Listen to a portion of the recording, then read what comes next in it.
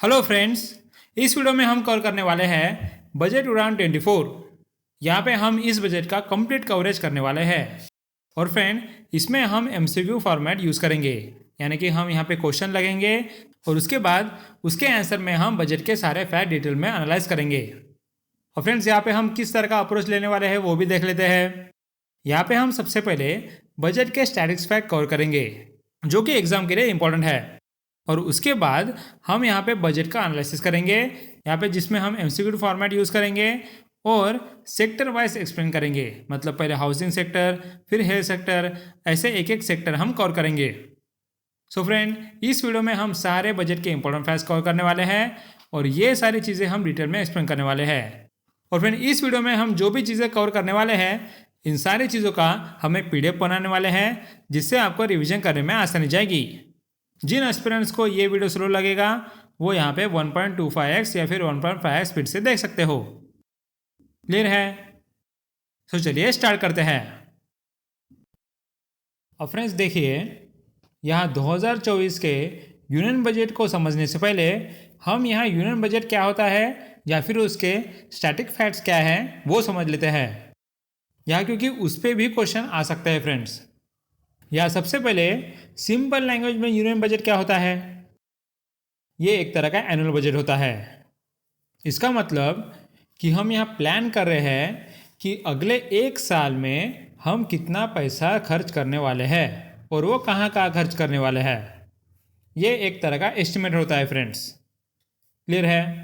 हमें कहाँ से पैसा आने वाला है और हम वो कहाँ खर्च करने वाले हैं। क्लियर है? अब फ्रेंड्स, यूनियन बजट को हम एनुअल फाइनेंशियल स्टेटमेंट भी बोलते हैं और ये निकालता है ऑब्वियस है मिनिस्ट्री ऑफ फाइनेंस। और फिर उसके अंडर कौन सा डिपार्टमेंट निकालता है? सो ये निकालता है डिपार्टमेंट ऑफ इकोनॉमिक अफेयर्स, जो है फाइनेंस मिनिस्ट्री में। अब फ्रेंड्स, इंपॉर्टेंट बात यह ये है कि क्या आपको पता है कि मिनिस्ट्री ऑफ फाइनेंस में अलग अलग डिपार्टमेंट्स होते हैं? वो क्या होते हैं ये आपको पता है क्या? सो चलिए उसके बारे में भी देख लेते हैं। यहाँ फ्रेंड्स, सबसे पहले तो हम डिपार्टमेंट ऑफ इकोनॉमिक अफेयर्स की ही बात कर लेते हैं। Department of economic affairs budget बनाने के अलावा और क्या क्या काम करता है? Friends, department of economic affairs ये मार्केट लोन भी देखता है। यहाँ अगर गवर्नमेंट को मार्केट से लोन लेना है तो वो कैसे लेना है और उसके लिए कितना इंटरेस्ट पे करना है, ये भी डिपार्टमेंट ऑफ इकोनॉमिक अफेयर्स देखेगा। उसके साथ फ्रेंड्स, यहाँ पर गवर्नमेंट बॉन्ड्स इन्वेस्टर्स को कैसे सेल करना है, ये भी ये डिपार्टमेंट ऑफ इकोनॉमिक अफेयर्स देखेगा। क्लियर है? उसके बाद होता है friends DOE, that is department of expenditure, DOE. अब फ्रेंड्स, ये क्या करता है? ऑब्वियस ही बात है, ये देखता है कि गवर्नमेंट के एक्सपेंसेस कहाँ लगेंगे। यहाँ पे फ्रेंड्स ये भी चेक करता है कि गवर्नमेंट स्टेट गवर्नमेंट को कितना पैसा देने वाली है। उसी के साथ ये भी देखता है कि गवर्नमेंट स्कीम्स में कितना पैसा लगने वाला है या फिर कितना पैसे गवर्नमेंट ने डिसाइड किया है लगाने के लिए। क्लियर है? उसके बाद होता है friends DFS, that is department of financial services. Simple सी बात है, यहाँ पे ये डिपार्टमेंट देखता है कि कैसे फाइनेंशियल सर्विसेज गरीब से गरीब लोगों को प्रोवाइड की जाए। उसके बाद होता है friends Deepam, Deepam that is department of investment and public asset management. अब फ्रेंड, ये क्या करता है? ये फ्रेंड्स इन्वेस्टमेंट्स में ध्यान देता है, यहाँ की गवर्नमेंट कहाँ कहाँ इन्वेस्ट कर सकता है। और साथ ही फ्रेंड्स, यहाँ पे जो पब्लिक सेक्टर अंडरटेकिंग होते हैं उनका डिसइन्वेस्टमेंट कैसे करना है, ये भी ये दीपम ही देखता है। ओके।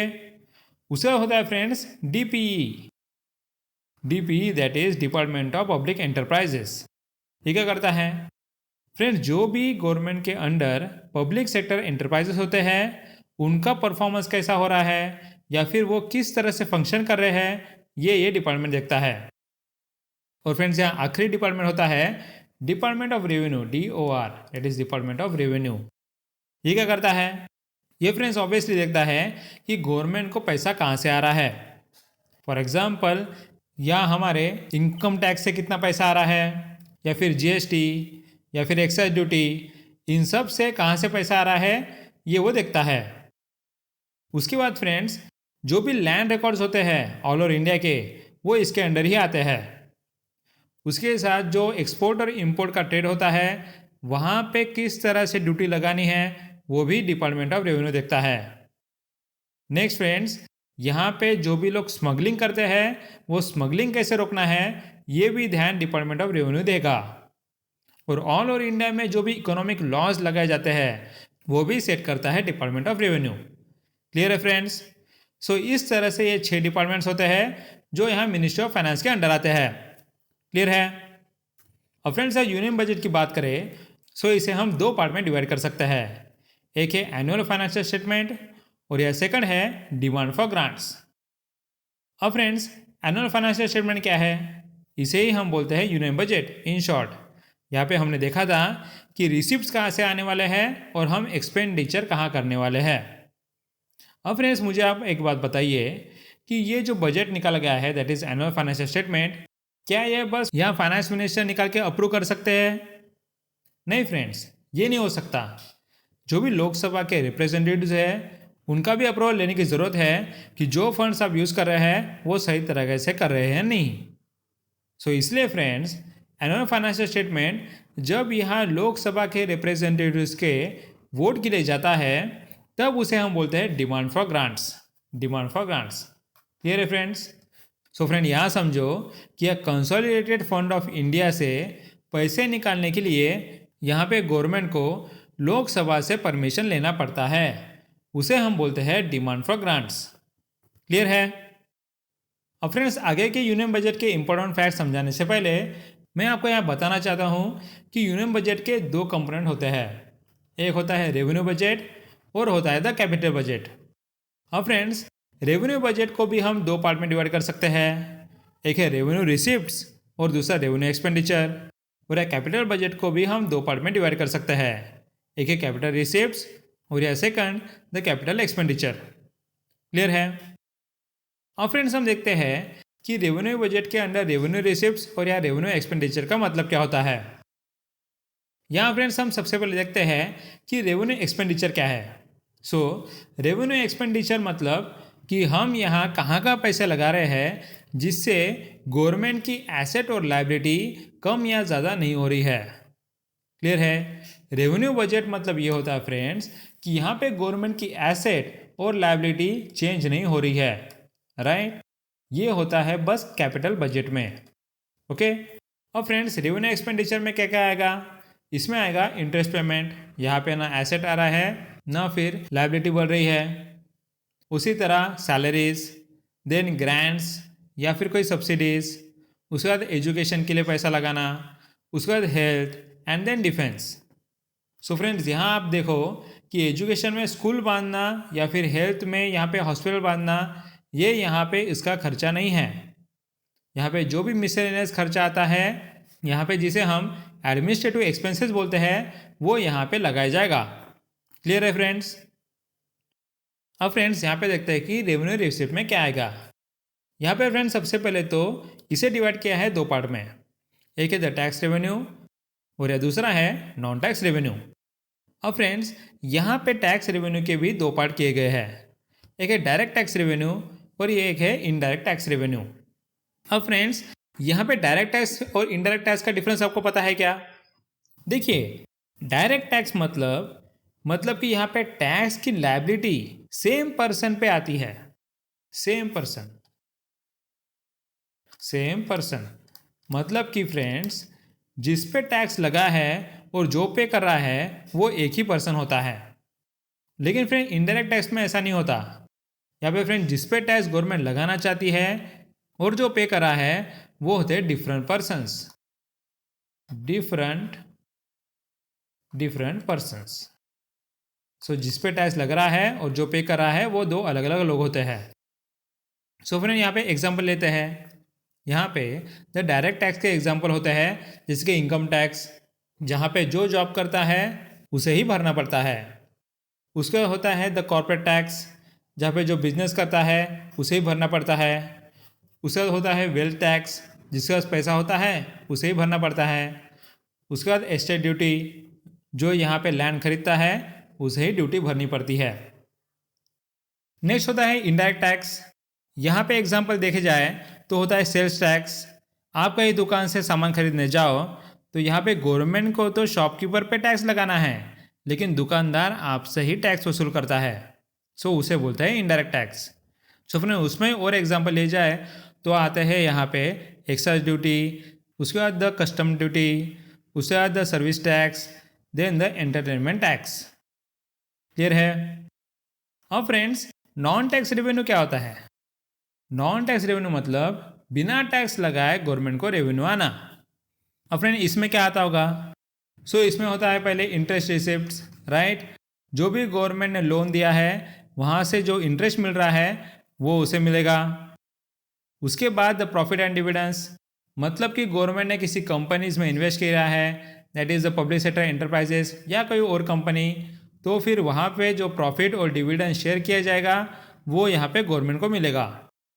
उसके बाद friends, fees and fines, right?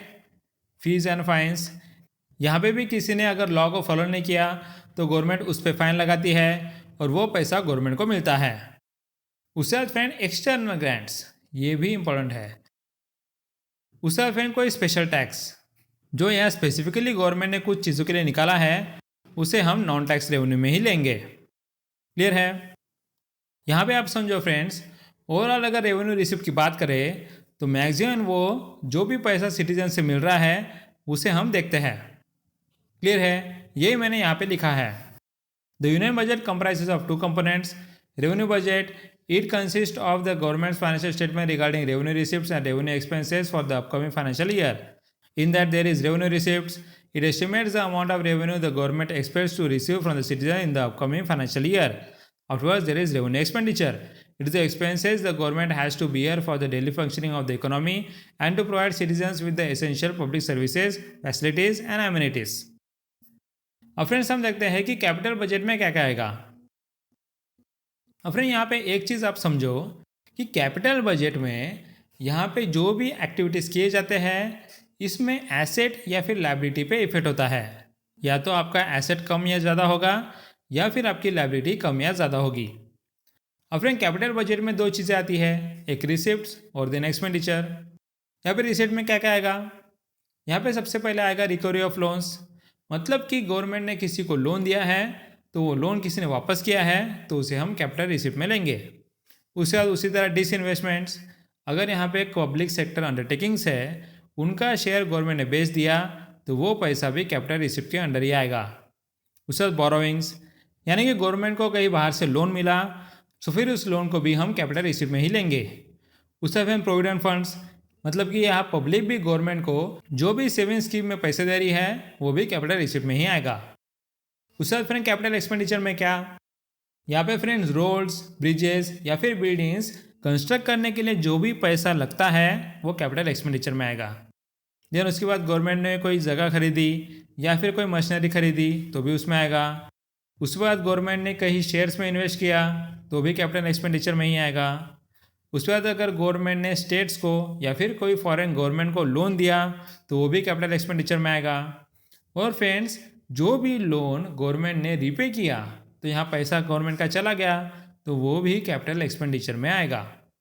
Clear है? यहाँ बताया गया है कि capital budget is made up of the governments capital receipts and capital expenditure during the financial year. Here the capital receipt refers to the loans raised by the government from various sources to fund long-term developmental needs. And capital expenditure is the expenses the government has to bear to create long-term assets and provide welfare facilities to the citizens. अब friends, हम वापस आते हैं हमारे annual financial statement की तरफ। अब friends, annual financial statement में तीन तरह के फंड होते हैं।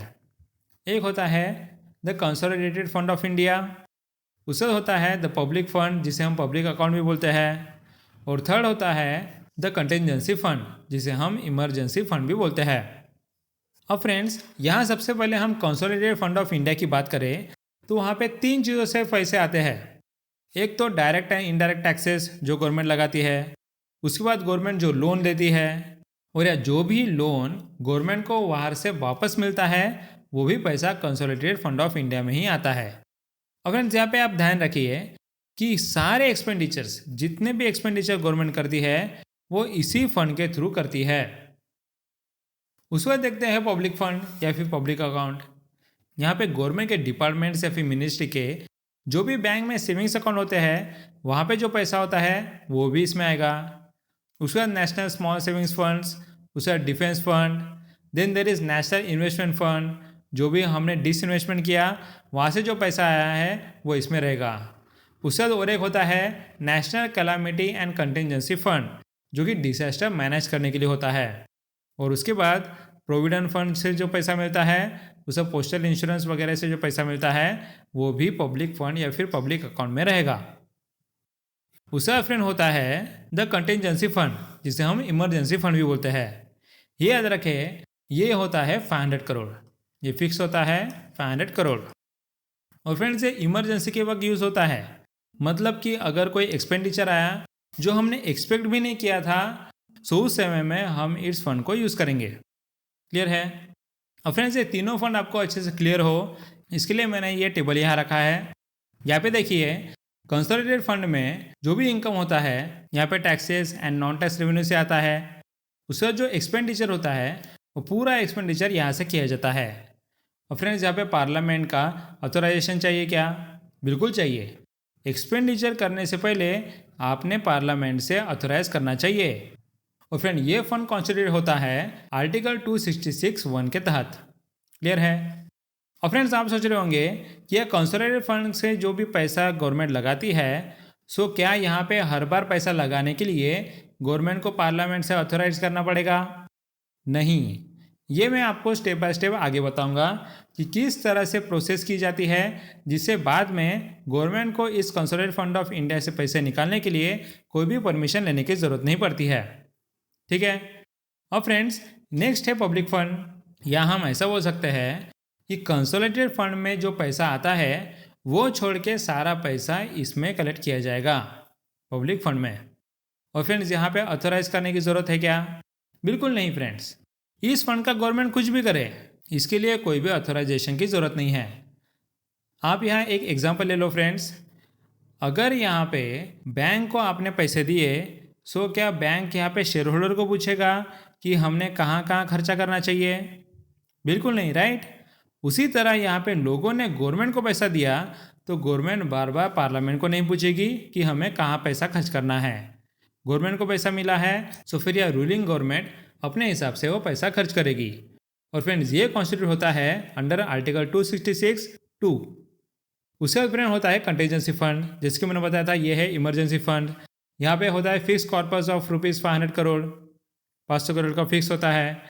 उसके बाद फ्रेंड्स यहाँ पे एक्सपेंडिचर तभी किया जाता है जब यहाँ अनएक्सपेक्टेड कोई एक्सपेंडिचर आता है। और फ्रेंड्स यहाँ पार्लियामेंट्री अथॉराइजेशन की ज़रूरत होती है क्या? बिल्कुल होती है, लेकिन आफ्टर द एक्सपेंडिचर। देखिए फ्रेंड्स, अगर कोई इमरजेंसी आ जाती है तो यहाँ पे पार्लियामेंट का अथॉराइजेशन लेने से पहले हमें वहाँ पे पैसा खर्च करना ज़रूरी होता है, नहीं तो फिर सिचुएशन और ख़तरे में आ सकती है। इसलिए यहाँ पे बोला गया है कि एक्सपेंडिचर करने के बाद आप यहाँ पार्लियामेंट से अथॉराइजेशन ले सकते हो। और फ्रेंड ये कॉन्सिडर होता है अंडर आर्टिकल 267(1). ओके। अब फ्रेंड बजट के रिगार्डिंग कौन कौन से आर्टिकल्स आपने ध्यान रखने चाहिए वो भी हम देख लेते हैं। यहाँ पे देखिए फ्रेंड्स, पहला है आर्टिकल 112। इस आर्टिकल 112 के अंडर आपको प्रेसिडेंट की अप्रूवल लेनी पड़ती है कि आप अभी एनुअल फाइनेंशियल स्टेटमेंट या फिर बजट पार्लियामेंट के आगे रखने जा रहे हो। उसके बाद फ्रेंड्स होता है आर्टिकल 113। यहाँ पे फ्रेंड्स बोला गया है कि अगर प्रेसिडेंट की अप्रूवल नहीं मिली तो आप यहाँ पे डिमांड फॉर ग्रांट्स प्रेजेंट नहीं कर सकते हो। मैंने आपको बताया था कि एनुअल फाइनेंशियल स्टेटमेंट को जब हम लोकसभा में प्रेजेंट करते हैं फॉर द परमिशन तो उसे हम डिमांड फॉर ग्रांट बोलते हैं। So demand for grants Lok Sabha में डालने से पहले आपके पास प्रेसिडेंट की अप्रूवल होनी चाहिए, वो लिखा गया है आर्टिकल 113 में। उससे फ्रेंड्स होता है आर्टिकल 114। यहाँ पे बोला गया है कि पार्लियामेंट के ऑथराइजेशन के बिना आप कंसोलिडेटेड फंड ऑफ इंडिया से कुछ भी पैसा निकाल नहीं सकते, यानी कि डिमांड फॉर ग्रांट्स अप्रूव होने के बाद ही आप कंसोलिडेटेड फंड ऑफ इंडिया से पैसे निकाल सकते हैं। उसका होता है फ्रेंड आर्टिकल 266। यहाँ पे बोला जाता है कि सारे revenue receipts consolidated fund of India में ही जमा होंगे और कहीं नहीं। और उसके बाद बोला गया है यहाँ की जो भी पैसा प्रोविडेंट फंड, पोस्टल इंश्योरेंस ऐसे बाकी सोर्सेस से जमा होते हैं वो यहाँ पब्लिक अकाउंट ऑफ इंडिया में क्रिएट किए जाएंगे। ये मैंने आपको पहले ही बता दिया था। दूसरा फ्रेंड होता है आर्टिकल 267। यहाँ पे बात की गई है the contingency fund of India की या फिर इमरजेंसी फंड की, जहाँ पे अनएक्सपेक्टेड कोई एक्सपेंडिचर्स होंगे सो फिर उन्हें हैंडल करने के लिए इस फंड का यूज़ किया जाएगा। आर्टिकल 267 याद रखिए। अब फ्रेंड्स हम देखते हैं कि बजट की क्या क्या प्रोसीजर होती है। देखो फ्रेंड्स, सबसे पहले हम अनाउंस करते हैं बजट की डेट कि इस डेट में हमारी फाइनेंस मिनिस्टर बजट प्रेजेंट करेगी। उसके बाद होता है फ्रेंड्स द हलवा सेरेमनी। अब फ्रेंड्स क्या इस सेरेमनी में लोगों को हलवा खिलाया जाता है? बिल्कुल खिलाया जाता है, इसलिए इसका नाम है हलवा सेरेमनी। देखो फ्रेंड्स, डेट अनाउंस करने के बाद फाइनेंस मिनिस्टर कुछ लोगों को बुलाती है यहाँ ताकि उनके साथ वो यहाँ बजट को प्रिपेयर करे। सो इसलिए जब यह फाइनेंस मिनिस्टर उन लोगों को बुलाती है तो सबसे पहले उन्हें एक स्वीट खिलाती है, दैट इज़ हलवा। और फ्रेंड इस सेरेमनी से यहाँ पे फाइनेंस मिनिस्टर एक तरह का अप्रिसिएशन दिखा रही है लोगों को यहाँ की वो बजट प्रिपेयर करने के लिए आए हैं। और फ्रेंड्स यहाँ बजट की कोई भी चीज़ बाहर किसी को पता नहीं होनी चाहिए, इसलिए फ्रेंड्स हलवा सेरेमनी के बाद 5 दिन के लिए सारे मेंबर्स जो भी बजट प्रिपेयर कर रहे हैं वो लॉक इन पीरियड में चले जाते हैं। मतलब 5 दिन वो किसी से मिलेंगे नहीं। उसके फ्रेंड जब बजट प्रिपेयर होता है तो हम उसे प्रिंट करते हैं, सो प्रिंटिंग ऑफ बजट डॉक्यूमेंट। उसके बाद हम उसे प्रेसिडेंट अप्रूवल के लिए भेजते हैं। और उसके बाद यहाँ पे कैबिनेट मीटिंग होती है जहाँ पे कैबिनेट बजट को अप्रूव करता है। और फ्रेंड्स कैबिनेट यहाँ पार्लियामेंट नहीं होता, कैबिनेट मतलब हमारे यूनियन मिनिस्टर्स, जहाँ पे अभी हमारे 29 यूनियन मिनिस्टर्स है, सो वो बजट को अप्रूव करते हैं। उसके बाद फ्रेंड होता है फाइनेंस मिनिस्टर स्पीच जो बजट डेट में होता है। और उसके बाद यहाँ पे डिस्कशन ऑन बजट किया जाता है, ये एक तरह का जनरल डिस्कशन होता है। और उसके बाद friends there is department of scrutiny of the demand of grants. मतलब फ्रेंड्स बजट यहाँ डिस्कस करने के बाद बजट में जो जो चीज़ें हैं वो यहाँ बजट स्पीच के हिसाब से ही दी गई है कि नहीं, ये देखा जाता है डिपार्टमेंट ऑफ स्टैंडिंग कमेटी से। इसे हम बोलते हैं डिपार्टमेंटल स्क्रूटनी। और फ्रेंड एक बार यहाँ पे डिमांड फॉर ग्रांट स्क्रूटनाइज हो गया कि उसके बाद हम उसे भेजते हैं लोकसभा में, क्यों? उस पर वोटिंग करने के लिए। और फ्रेंड्स यहाँ पे देखो वोटिंग कहाँ पे होती है? डिमांड फॉर ग्रांट्स मतलब कंसोलिडेटेड फंड ऑफ इंडिया से पैसे निकालने के लिए ही वोटिंग हो रही है। एक्सपेंडिचर कहाँ का खर्च करने वाले हैं इस पर वोटिंग नहीं हो रही है, ये तो बस रूलिंग गवर्नमेंट ही डिसाइड करेगी कि वो एक्सपेंडिचर कहाँ का करेगी। बस यहाँ वोटिंग इस पे हो रही है कि कंसोलिडेटेड फंड ऑफ इंडिया से आप पैसे निकाल सकते हो। क्लियर है फ्रेंड्स? उसके बाद फ्रेंड होता है passing of appropriation and finance bills. ये बहुत ही इंपॉर्टेंट होता है फ्रेंड्स। मैंने आपको बताया था कि यह कंसोलिडेटेड फंड ऑफ इंडिया से पैसे निकालने के लिए यहाँ हमें पार्लियामेंट से परमिशन लेनी पड़ती है, राइट? अब फ्रेंड्स हर बार जब हम उस फंड से पैसे निकालेंगे तो फिर यह गवर्नमेंट बार बार लोकसभा से परमिशन नहीं लेगी, राइट? इसलिए यहाँ पे पास किया जाता है पहले अप्रोप्रिएशन बिल।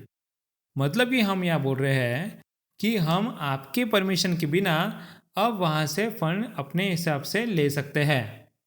सो एक बार अप्रोप्रिएशन बिल पास हो गया तो फिर रूलिंग गवर्नमेंट उस कंसोलिडेटेड फंड ऑफ इंडिया से अपने हिसाब से पैसे निकाल सकते हैं। क्लियर है? और फिर जब ये पूरा बजट क्लियर हो जाता है, डिमांड ऑफ ग्रांट सक्सेसफुल हो जाता है, अप्रोप्रिएशन बिल भी पास हो जाता है, उसके बाद फाइनल फाइनेंस बिल निकाला जाता है जहाँ पे सारे बजट के प्रपोजल्स पास किए जाते हैं। अब फ्रेंड्स यहाँ पे बजट के की डॉक्यूमेंट्स कौन से हैं? सबसे पहले तो आर्टिकल 112 के हिसाब से एनुअल फाइनेंशियल स्टेटमेंट, उसके बाद आर्टिकल 113 के हिसाब से डिमांड फॉर ग्रांट्स, उसके बाद फ्रेंड एक आर्टिकल मैंने बताया नहीं, आर्टिकल 110, ये इंपॉर्टेंट है। इसके अंडर हम निकालते हैं फाइनेंस बिल जो मैंने अभी आपको बताया था। उसके बाद फ्रेंड होते हैं fiscal policy statements mandated under the FRBM act 2003। अब फ्रेंड्स यार फिस्कल पॉलिसी स्टेटमेंट मतलब हमारा बजट डेफिसिट में है तो फिर वो कम डेफिसिट में रहना चाहिए, इसके लिए एक FRBM एक्ट निकाला गया है। उसके अंडर गवर्नमेंट को बताना पड़ता है कि हमारा फिस्कल डेफिसिट कितना है, क्या हम कमाने से ज़्यादा खर्चा कर रहे हैं, अगर ज़्यादा खर्चा कर रहे हैं तो कम से कम ज़्यादा खर्चा करना है, ये इस FRBM एक्ट में बोला गया है। अब फ्रेंड उसके बाद है the macro economic framework statement. ये क्या होता है? मैक्रो इकोनॉमिक मतलब पूरे कंट्री की इकोनॉमी पे ध्यान देना।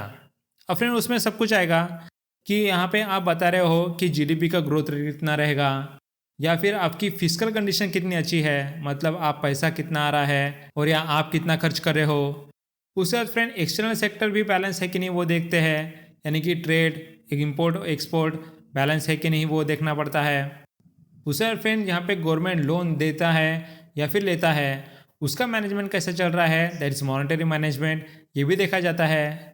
उसके बाद फ्रेंड यहाँ पे ध्यान दिया जाता है कि बैंकिंग सेक्टर कैसी चल रही है, एग्रीकल्चर कैसी चल रही है, इंडस्ट्री कैसी चल रही है, राइट। ये सब चीज़ें यहाँ पे मैक्रो इकोनॉमिक फ्रेमवर्क स्टेटमेंट में आते हैं। उसका फ्रेंड है मीडियम टर्म फिजिकल पॉलिसी कम फिजिकल पॉलिसी स्ट्रेटेजी स्टेटमेंट। और फ्रेंड यहाँ पे मीडियम टर्म की बात की गई है।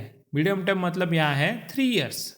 हमने देखा था कि साल में कितना फिजिकल डेफिसिट रहना चाहिए वो तो देखते ही है, लेकिन उसके साथ हम देखते हैं कि 3 साल में रेवेन्यू डेफिसिट, उसके बाद यहाँ पे कैपिटल डेफिसिट, उसके बाद यहाँ पे द फिजिकल डेफिसिट, ये कितना कम या ज़्यादा है, इस पर भी ध्यान देने के लिए ये मीडियम टर्म फिजिकल पॉलिसी होता है।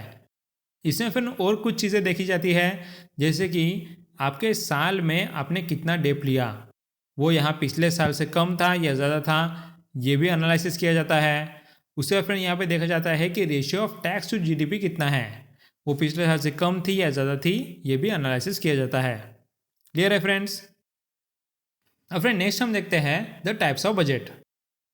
देखिए सबसे पहले होता है डेफिसिट बजट, मतलब कि आपने खर्चा ज़्यादा किया है और यहाँ कमाया कम है, राइट। मैक्सिमम फ्रेंड्स हम देखते हैं कि डेवलपिंग कंट्रीज में एक्सपेंडिचर ज़्यादा होता है या फिर उन्हें बजट में ज़्यादा ही दिखाना पड़ता है, क्योंकि जब तक आप डेवलप नहीं हो मतलब कि आपको ज़्यादा खर्च करना ज़रूरी है, राइट। अगर आपने कम खर्चा किया और आपका पैसा ज़्यादा आ रहा है मतलब आप पैसे को अच्छे से मैनेज नहीं कर रहे हो, ये देखा जाता है।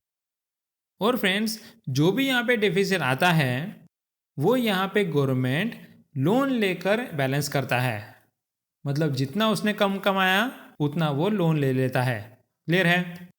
उसका होता है सरप्लस बजट। यहाँ पे बिल्कुल उल्टा होता है फ्रेंड्स, यहाँ पे रेवेन्यू ज़्यादा आता है और एक्सपेंडिचर कम होता है। सो हम यहाँ प्रेडिक्ट कर रहे हैं कि हमारा इनकम ज़्यादा होगा। ये फ्रेंड मैक्सिमम हम देखते हैं एडवांस इकोनॉमीज़ में, जहाँ पे उन्होंने लोगों को सारी सुविधा दे दी है और उनके पास अभी ज़्यादा खर्चा करने के लिए कुछ रहा नहीं है। लेकिन फ्रेंड्स ऐसा भी हो सकता है कि इन्फ्लेशन बहुत ज़्यादा है और या गवर्नमेंट भी खुद ज़्यादा खर्चा करेगी तो फिर इन्फ्लेशन और ज़्यादा बढ़ेगा, इसलिए उसे रोकने के लिए भी ये सरप्लस बजट निकाला जा सकता है। यानी कि हम यहाँ पे कम एक्सपेंडिचर करेंगे यहाँ, जिससे लोगों की डिमांड कम होगी और यहाँ इन्फ्लेशन कम होगा। क्लियर है? नेक्स्ट होता है फ्रेंड्स बैलेंस बजट। यहाँ पे फ्रेंड्स रेवेन्यू और एक्सपेंडिचर सेम रहेंगे, ये हम प्रेडिक्ट करते हैं। उसके बाद फ्रेंड होता है जीरो बेस्ड बजट। और फ्रेंड देखो ये क्या होता है। देखिए आप यह सोच रहे हो कि 2023 में हमने खर्च किया था 1000 करोड़, सो इस साल 2024 में हम यहाँ करेंगे 1100 करोड़, राइट। हम बस एस्टिमेट कर रहे हैं कि उससे ज़्यादा हम यहाँ पे स्कीम निकाल रहे हैं, इसलिए उतना खर्चा होगा। लेकिन फ्रेंड जीरो बेस्ड बजट क्या बोलता है, आप ऐसा एस्टिमेशन नहीं लगा सकते। आपको यहाँ स्क्रैच से या फिर जीरो बेस से यहाँ पे कैलकुलेट करना होगा कि आपकी कौन कौन सी स्कीम है और वहाँ पे कितना खर्चा कहाँ कहाँ लगने वाला है, जैसे कि फिक्स्ड एक्सपेंडिचर कितना है या फिर वेरिएबल एक्सपेंसेस कितना है या फिर वहाँ से आप सेव कितना करोगे। ये सब कैलकुलेट करने के बाद आप यहाँ बजट बनाओ, इसलिए हम इसे बोलते हैं जीरो बेस्ड बजट या फिर from the scratch budget. Clear है फ्रेंड्स? उसके बाद फ्रेंड होता है जेंडर बजट, मतलब कि यहाँ पे आप बस फोकस कर रहे हो जेंडर इक्वालिटी पे, यानी कि मेन को जितना दिया है उतना वीमेन को दो। सो यह बजट पूरा इसी इक्वल इक्वेशन पे चलता है। क्लियर है? उस सब फ्रेंड्स मैं आपको बताता हूँ कि हमारे हिस्ट्री में बजट को अलग अलग नाम दिए गए हैं। सो क्या क्या नाम है और वो क्यों दिए गए हैं ये भी मैं आपको बताऊँगा। यह सबसे पहले 1973-74 के बजट को ब्लैक बजट बोला गया है। क्यों? क्योंकि वहाँ पे फिस्कल बजट बहुत ज़्यादा दिखाया गया, दैट इज ₹550 करोड़। और उस समय इंडिया फाइनेंशियल डिस्ट्रेस में था, इसलिए इसे हम ब्लैक बजट बोलते हैं। उसके बाद फ्रेंड है कैरेट एंड स्टिक बजट। ये वीपी सिंह ने बजट निकाला था, जहाँ पे उन्होंने लाइसेंस राज को हटाने का काम शुरू किया था। यहाँ पे साथ में उन्होंने बोला था कि वो एक मॉडिफाइड वैल्यू एडेड टैक्स निकालेंगे, जिससे फ्रेंड्स जो टैक्स में कैस्केडिंग इफेक्ट होता है वो यहाँ पे कम किया जाएगा। उससे यहाँ पे इंडस्ट्रीज़ को इंसेंटिव्स मिलेंगे और वो काम करने के लिए मोटिवेट होंगे, इसलिए हम इसे बोलते हैं कैरेट अप्रोच। और फ्रेंड उसके साथ उन्होंने बोला कि जो भी इकोनॉमिक ऑफेंडर्स होते हैं, मतलब जो भी पैसा लेके भाग जाता है, उन पे कड़क कार्रवाई की जाएगी, और उसे बोलते हैं स्टिक अप्रोच। सो इसलिए इस 1986 के बजट को बोला था कैरेट एंड स्टिक बजट। उसके बाद फ्रेंड है एपोकल बजट, दैट वाज इन 1991।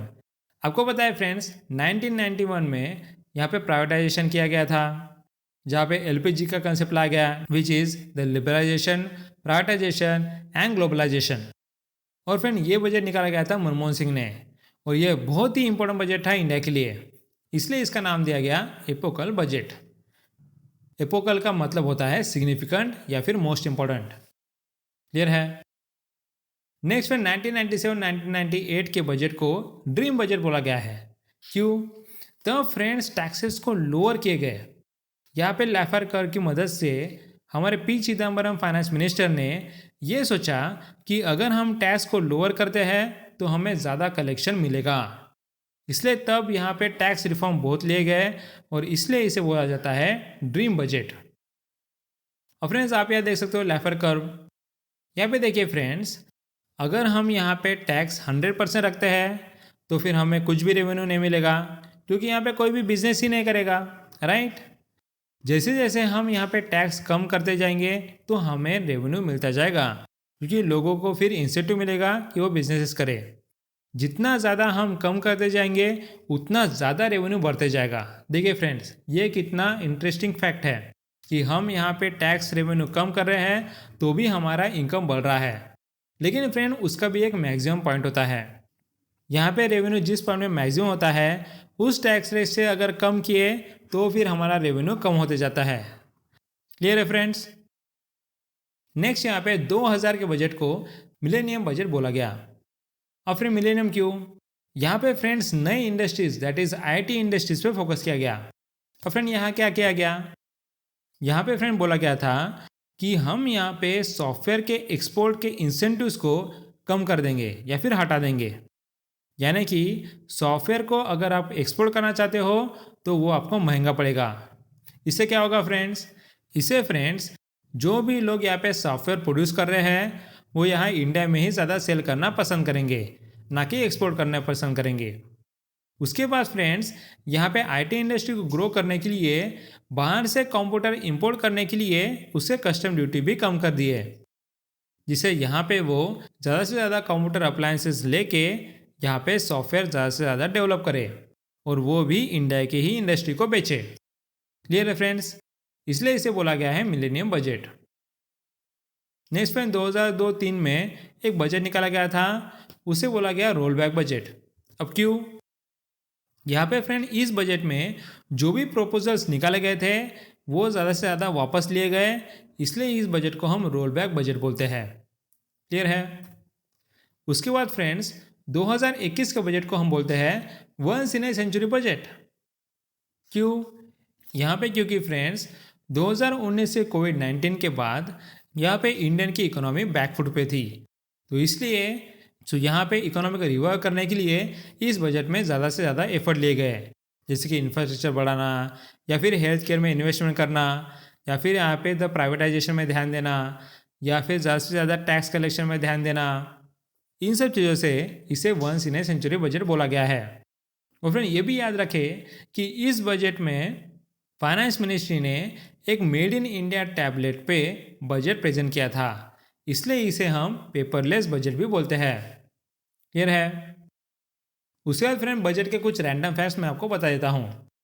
यहाँ पे फ्रेंड्स फाइनेंस मिनिस्टर्स पहले बजट के डॉक्यूमेंट्स कैरी करने के लिए एक ब्रीफकेस का यूज़ करते थे, और फिर इसका सबसे पहला ब्रीफकेस का यूज़ किया गया था 1860 में, जो कि हमारा फर्स्ट बजट था। और उसके बाद फ्रेंड्स 2019 में निर्मला सीतारामन जी ने उस ब्रीफकेस को यहाँ पे चेंज कर दिया बही खाता में। और फ्रेंड्स आगे जाके उस बही खाता को भी डिजिटल किया गया, जो कि हमने देखा था 2021-22 को वो किया गया था डिजिटल, इसलिए हम अब उसे बोलते हैं डिजिटल बही खाता। क्लियर है? और फ्रेंड्स आपको पता होगा यहाँ की 2017 से पहले रेल बजट अलग से निकला जाता था, लेकिन यहाँ 2017 से रेलवे बजट यूनियन बजट के साथ ही निकाला जाता है। अब फ्रेंड्स नेक्स्ट मैं आपको कंसेप्ट बताता हूँ इंटरिम बजट। ये बहुत इंपॉर्टेंट है इस बजट के लिए यहाँ, क्योंकि जो ये बजट मैं आपको एक्सप्लेन करने वाला हूँ 2024 का, ये यहाँ पे इंटरिम बजट है। अब फ्रेंड्स क्या होता है, आपको पता है कि हर 5 साल में हमारे यहाँ जनरल इलेक्शंस होते हैं, राइट। और जनरल इलेक्शन करने के बाद एक नई गवर्नमेंट फॉर्म होती है। और फिर ये जो नई गवर्नमेंट है वो अपने खुद के नए पॉलिसी निकालते हैं या फिर नए स्कीम्स निकालते हैं। सो इसलिए बोला जाता है कि जो रूलिंग पार्टी जनरल इलेक्शंस के ईयर में होती है वो यहाँ पे फुल बजट नहीं निकालेगी, वो यहाँ पे इंटरिम बजट निकालेगी। यानी कि नए गवर्नमेंट फॉर्म होने तक जो भी खर्चा लगता है उसके लिए यहाँ पे इंटरिम बजट निकाला जाएगा। यानी कि उस पीरियड के लिए जो भी हमें फंडिंग चाहिए वो यहाँ पे इंटरिम बजट में दिखाया जाएगा। सो ये एक तरह का द टेम्पररी बजट होता है फ्रेंड्स। यहाँ पे परमानेंट बजट निकाला जाता है जनरल इलेक्शन होने के बाद, दैट इज नई गवर्नमेंट फॉर्म होने के बाद। क्लियर है फ्रेंड्स इंटरिम बजट? सो यहाँ बोला गया है the budget this year was interim. इस साल का बजट इंटरिम था। As the government will be facing a general election in April में this year, the full budget will be presented in July by the new government. An interim budget is a type of temporary financial plan for the government which will replace a full budget in case Parliament is short on time or general elections are approaching. The interim budget ensures the government keeps the essential services running and covers the expenditure for the first few months of the fiscal year. So friends, ये था हमारा budget का static portion. अब हम आगे बढ़ते हैं कि इस ईयर दैट इज 2024 के इंटरिम बजट में क्या क्या फैक्ट्स दिए गए हैं। यहाँ हम एमसीक्यू फॉर्मेट की मदद से सारे फैक्ट्स कवर कर लेंगे। सो चलिए स्टार्ट करते हैं। सबसे पहले हाउसिंग सेक्टर से। यहाँ पूछा है for roof top solarisation 1 crore household will be enable to obtain up to how many units free electricity every month. इसका आंसर है फ्रेंड्स 300 यूनिट्स की फ्री इलेक्ट्रिसिटी एवरी मंथ देने की बात की है बाय रूफ टॉप सोलराइजेशन। याद रखिए रूफ टॉप सोलराइजेशन। और ये किया जाएगा 1 करोड़ हाउस होल्ड्स में। 1 करोड़ हाउस होल्ड्स में मतलब 1 करोड़ हाउस होल्ड के ऊपर जो रूफ होता है उस रूफ पे यहाँ पे सोलर पैनल्स लगाए जाएंगे जिससे वो इलेक्ट्रिसिटी जनरेट कर सके और उन्हें at least 300 free electricity per month मिले। क्लियर है? अब फ्रेंड इस रूफटॉप सोलराइजेशन के लिए गवर्नमेंट ने एक स्कीम निकाली है जिसके अंडर ये काम हो रहा है। वो कौन सी? ये है प्रधानमंत्री सूर्योदय योजना। प्रधानमंत्री सूर्योदय योजना। अब फ्रेंड्स ये सूर्योदय योजना निकाली थी जहाँ पे 1 करोड़ हाउस होल्ड को रूफटॉप सोलर पावर सिस्टम लगाने की बात की गई थी इस तरह से। अब फ्रेंड्स हम देखते हैं कि ये जो नई स्कीम निकाली गई है ये क्यों निकाली गई है और फ्रेंड इससे पहले गवर्नमेंट के रूफटॉप सोलराइजेशन के लिए क्या क्या एफर्ट्स लिए गए थे। सो देखिए सबसे पहले 2014 को गवर्नमेंट ने लॉन्च किया था रूफटॉप सोलर प्रोग्राम और फिर वहाँ पे उन्होंने टारगेट रखा था यहाँ की वो 40 गीगावाट की कैपेसिटी 2022 तक अचीव करेंगे। अब फ्रेंड्स इस स्कीम में उन्होंने सोचा था कि यार रेसिडेंशियल सेक्टर में हम यहाँ पे सोलर पैनल इंस्टॉल करेंगे और वहाँ से इलेक्ट्रिसिटी जनरेट करेंगे और इसके लिए गवर्नमेंट कुछ फाइनेंशियल असिस्टेंस भी प्रोवाइड करेगी। और साथ ही जब ये हाउस होल्ड्स अपनी इलेक्ट्रिसिटी यहाँ पे जो भी डिस्कॉम है उन्हें बेचेंगे सो फिर वो डिस्कॉम को वो इलेक्ट्रिसिटी खरीदने के लिए कुछ इंसेंटिव भी दे जाएंगे। क्लियर है? लेकिन फ्रेंड्स क्या ये टारगेट अचीव हुआ? नहीं हुआ। आप देख सकते हो 2023 तक ये टारगेट अचीव नहीं हुआ। बस इसका अचीवमेंट था 11 गीगावाट, बस 11 गीगावाट। और फिर उसमें से भी रेसिडेंट्स या फिर हाउस होल्ड से जो इलेक्ट्रिसिटी जनरेट होती है वो बस 150 थी, यानी कि बस अबाउट 2.25 गीगावाट। सो इसलिए फ्रेंड्स उसके बाद गवर्नमेंट ने ये वाली स्कीम निकाली यहाँ पे उसने वापस से 40 गीगावाट का रूफटॉप सोलर कैपेसिटी लगाई और यहाँ पे उसका डेडलाइन एक्सटेंड किया है 2022 से 2026 तक।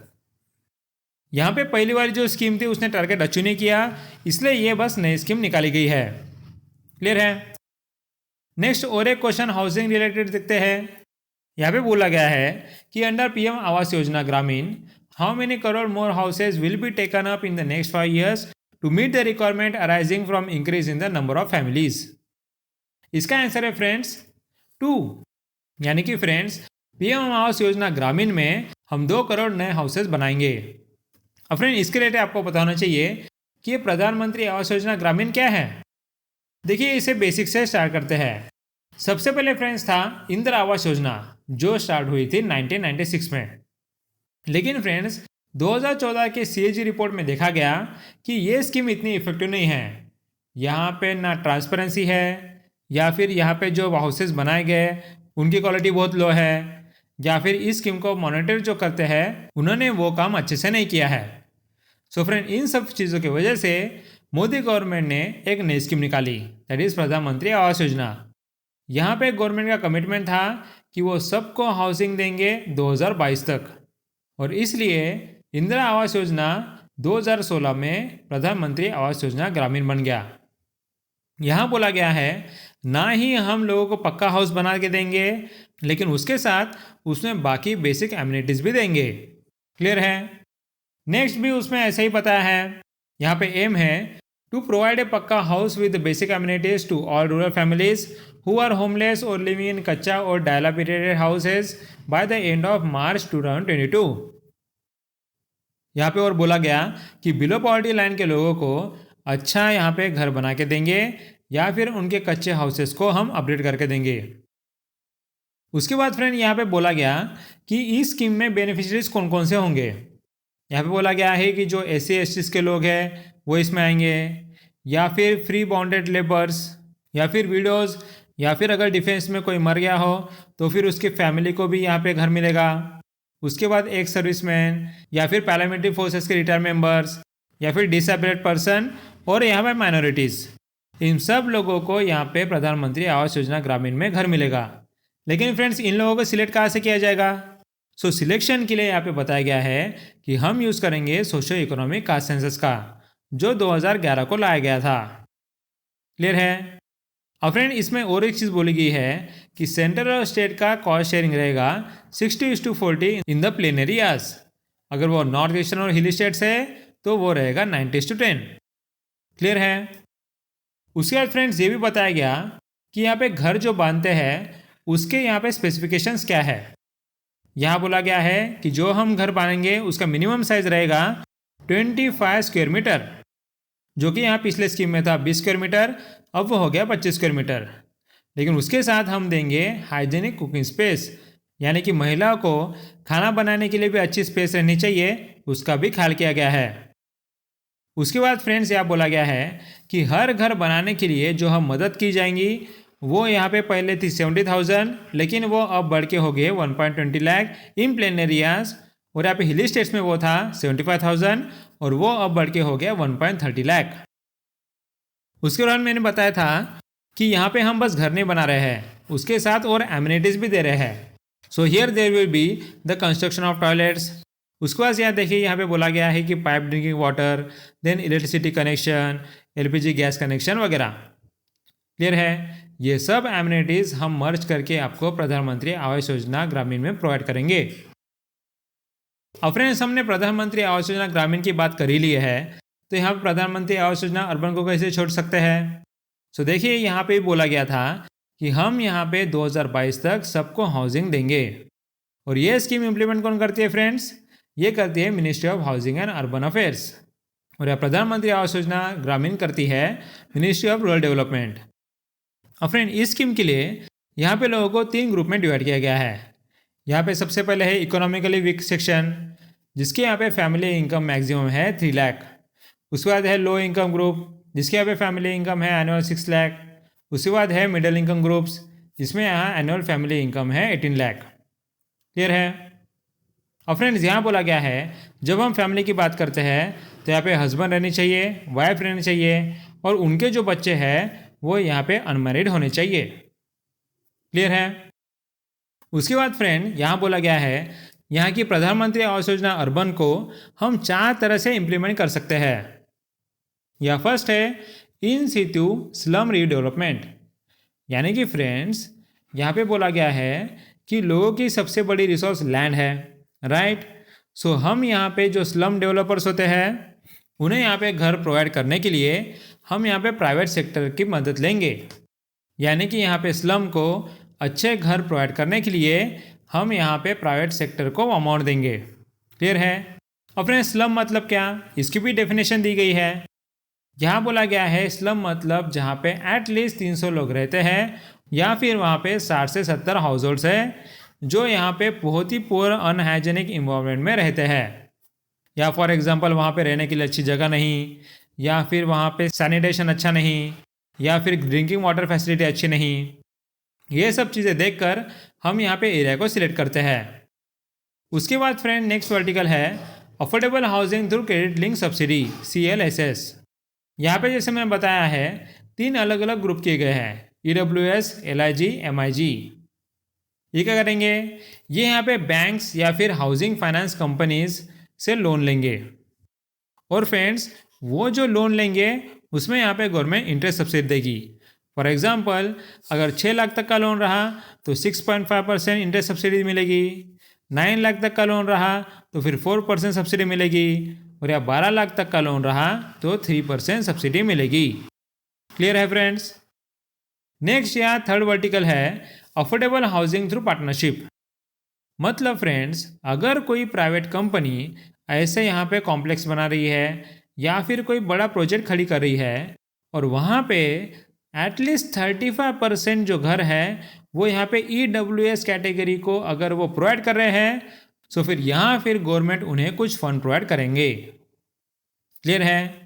अगर कोई प्राइवेट कंपनी हाउसिंग कॉम्प्लेक्स बना रही है और EWS कैटेगरी को 35% रूम दे रही है तो।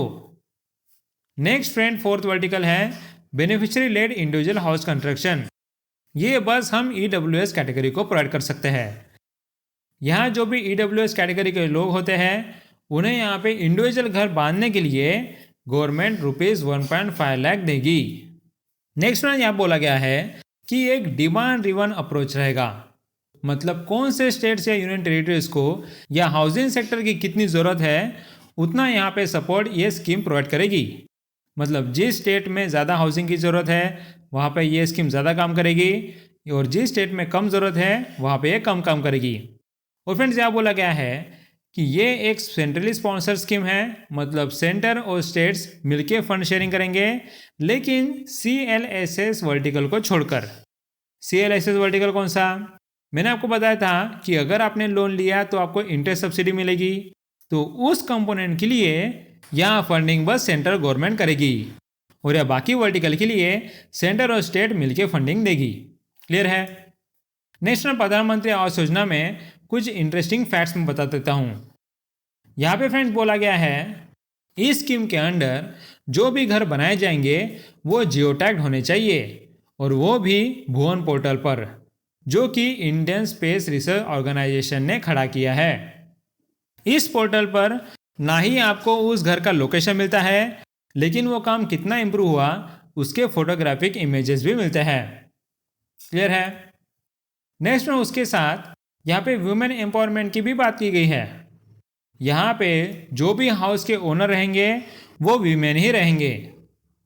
और फ्रेंड्स साथ ही इस स्कीम के अंडर जब लोगों का सिलेक्शन होगा तो यहाँ पे ज़्यादा से ज़्यादा प्रेफरेंस वीमेन को, या फिर SC/ST लोगों को, या फिर OBC के लोगों को, या फिर माइनॉरिटीज़, या फिर पर्सन विद डिसेबिलिटीज़ और यहाँ पे ट्रांसजेंडर को ही दी जाएंगी। इनको मिलने के बाद बाकी लोगों को चांस दिया जाएगा। क्लियर है? और फ्रेंड इस स्कीम में और यहाँ पे कौन कौन से इनिशिएटिव लिए गए हैं वो मैं आपको बता देता हूँ। और फ्रेंड्स आपको पता है कि बहुत सारे लोग गांव से यहाँ पे शहर पे आते हैं, लेकिन वो शहर पे घर खरीदना अफोर्ड नहीं कर सकते, इसलिए फिर उनके लिए निकाला है अफोर्डेबल रेंटल हाउसिंग कॉम्प्लेक्स। ये फ्रेंड प्राइवेट सेक्टर कोई खड़ा करेगा और उसके लिए गवर्नमेंट मदद करेगा, और यहाँ पे जो भी गांव के लोग हैं वो रेंट देकर यहाँ रह सकते हैं। क्लियर है? उसे बाद फ्रेंड और एक इनिशिएटिव यहाँ पे निकाला गया है, that is global housing technology challenge. मतलब यहाँ पे हम अट्रैक्ट कर रहे हैं अलग अलग इनोवेटर्स को कि यहाँ पे हाउसिंग सेक्टर में वो कुछ इनोवेशन करे, या जिससे housing sector sustainable, eco friendly और यहाँ पे डिजास्टर रेसिलेंट बने। नेक्स्ट में और एक इनिशिएटिव है CLSS आवास पोर्टल। CLSS मतलब it is credit link subsidy scheme, मतलब कि अगर आपने लोन लिया तो इंटरेस्ट सब्सिडी गवर्नमेंट देगी। सो इसके लिए फ्रेंड्स एक लैब पोर्टल निकाला गया, और फ्रेंड इन पोर्टल में यहाँ पे सब्सिडी स्कीम के अंदर जो भी एप्लीकेशन किए जाएंगे उनका प्रोसेस कहाँ तक हुआ इसकी जानकारी हमें पता लग जाएगी। और फ्रेंड इसमें इंफॉर्मेशन सारे स्टेक होल्डर्स को मिलती है, जैसे मिनिस्ट्री को, या फिर सेंट्रल नोडल एजेंसीज को, या फिर प्राइमरी लैंडिंग इंस्टीट्यूशंस को, या फिर बेनिफिशियरीज को, या फिर कोई भी सिटीजन्स को। क्लियर है? नेशनल बजट में और क्या चीज़ बताइए हाउसिंग सेक्टर के बारे में। यहाँ बुलाया गया है कि government will launch a scheme to help deserving section of the middle class living in rented houses और स्लम और chawls and unauthorised colonies to buy और बिल्ड देयर ओन हाउसेज। मतलब यहाँ पे फ्रेंड्स प्रधानमंत्री आवास योजना को लेकर ही वो एक नई स्कीम बनाएंगे या फिर उसके अंडर कोई कंपोनेंट बनाएंगे, वो हमें बाद में पता चलेगा जब यहाँ पे मेन बजट आएगा, जब नई गवर्नमेंट फॉर्म होगी। क्लियर है?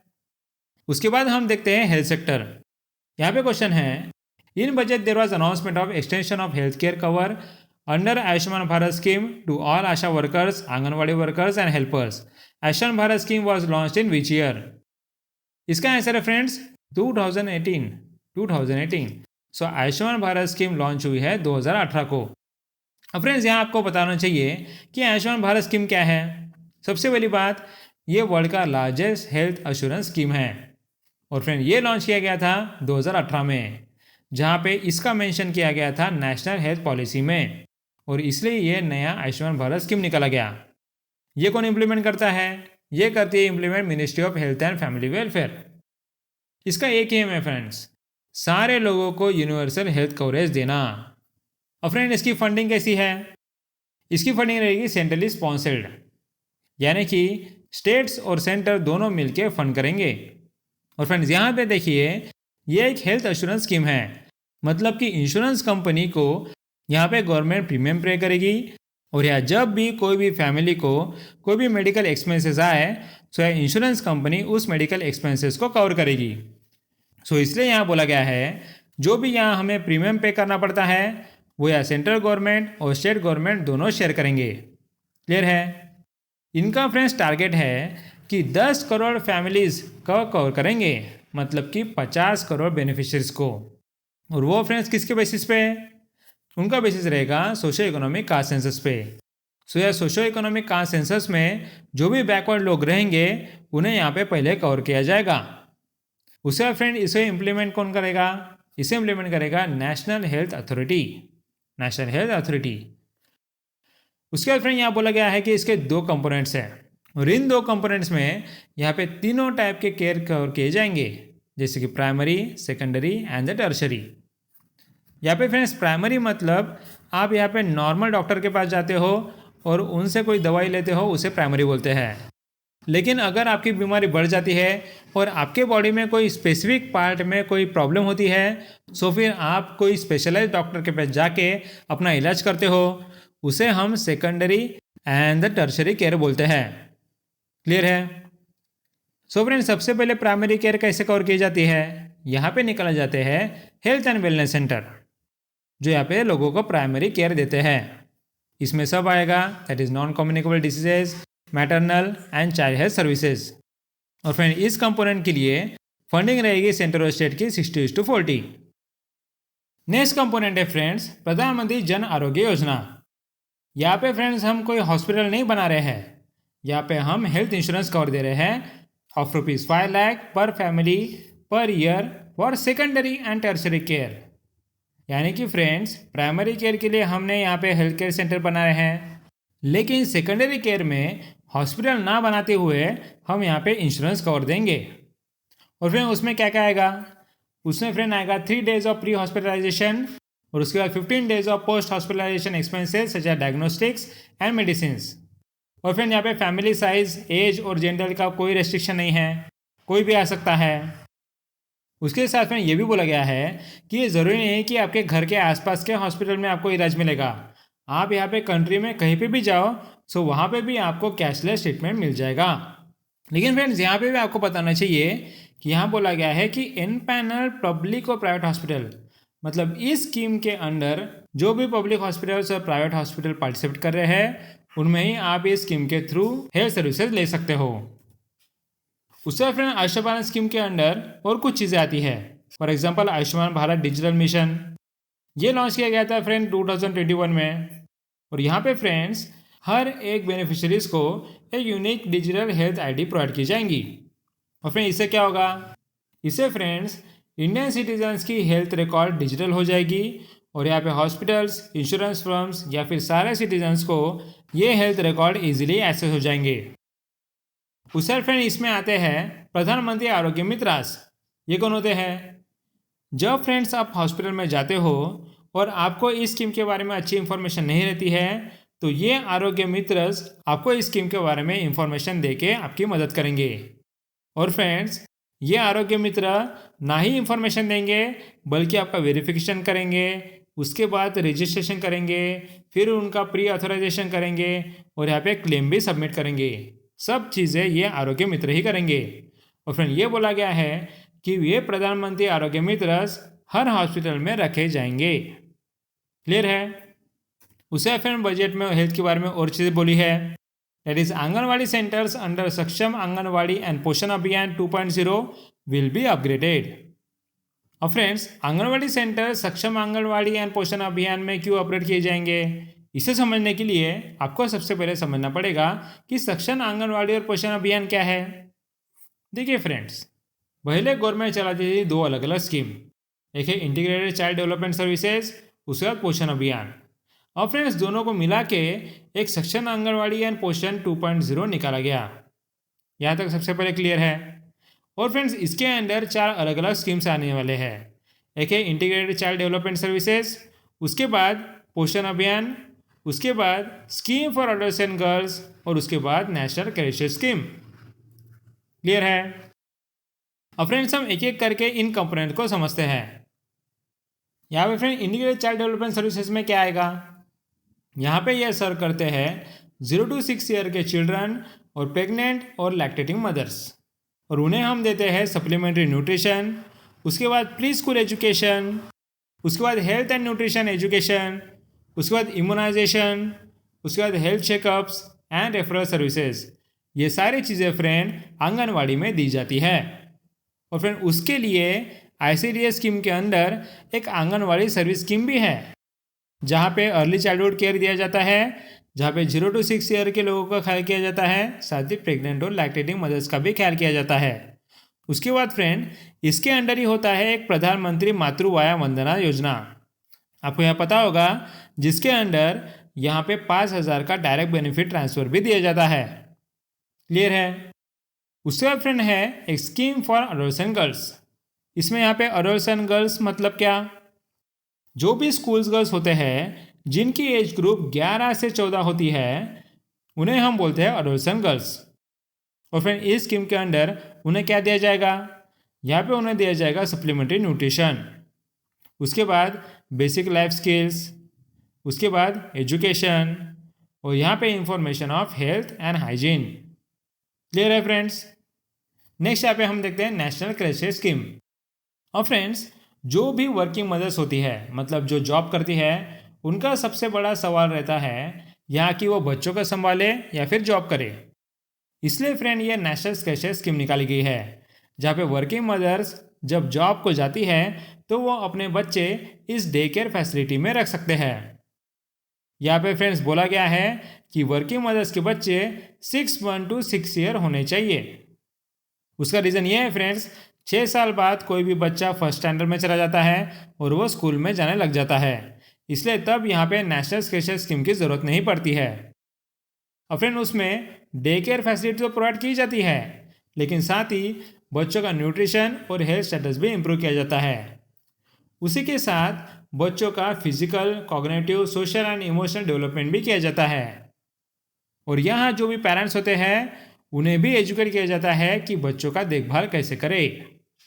और फिर इसमें और एक पॉइंट है कि जब यहाँ पे वर्किंग मदर्स जॉब को जाते हैं तो वो बस 7.5 घंटे के लिए नेशनल क्रेश स्कीम के अंडर बच्चों को यहाँ पे आंगनवाड़ी में रख सकते हैं।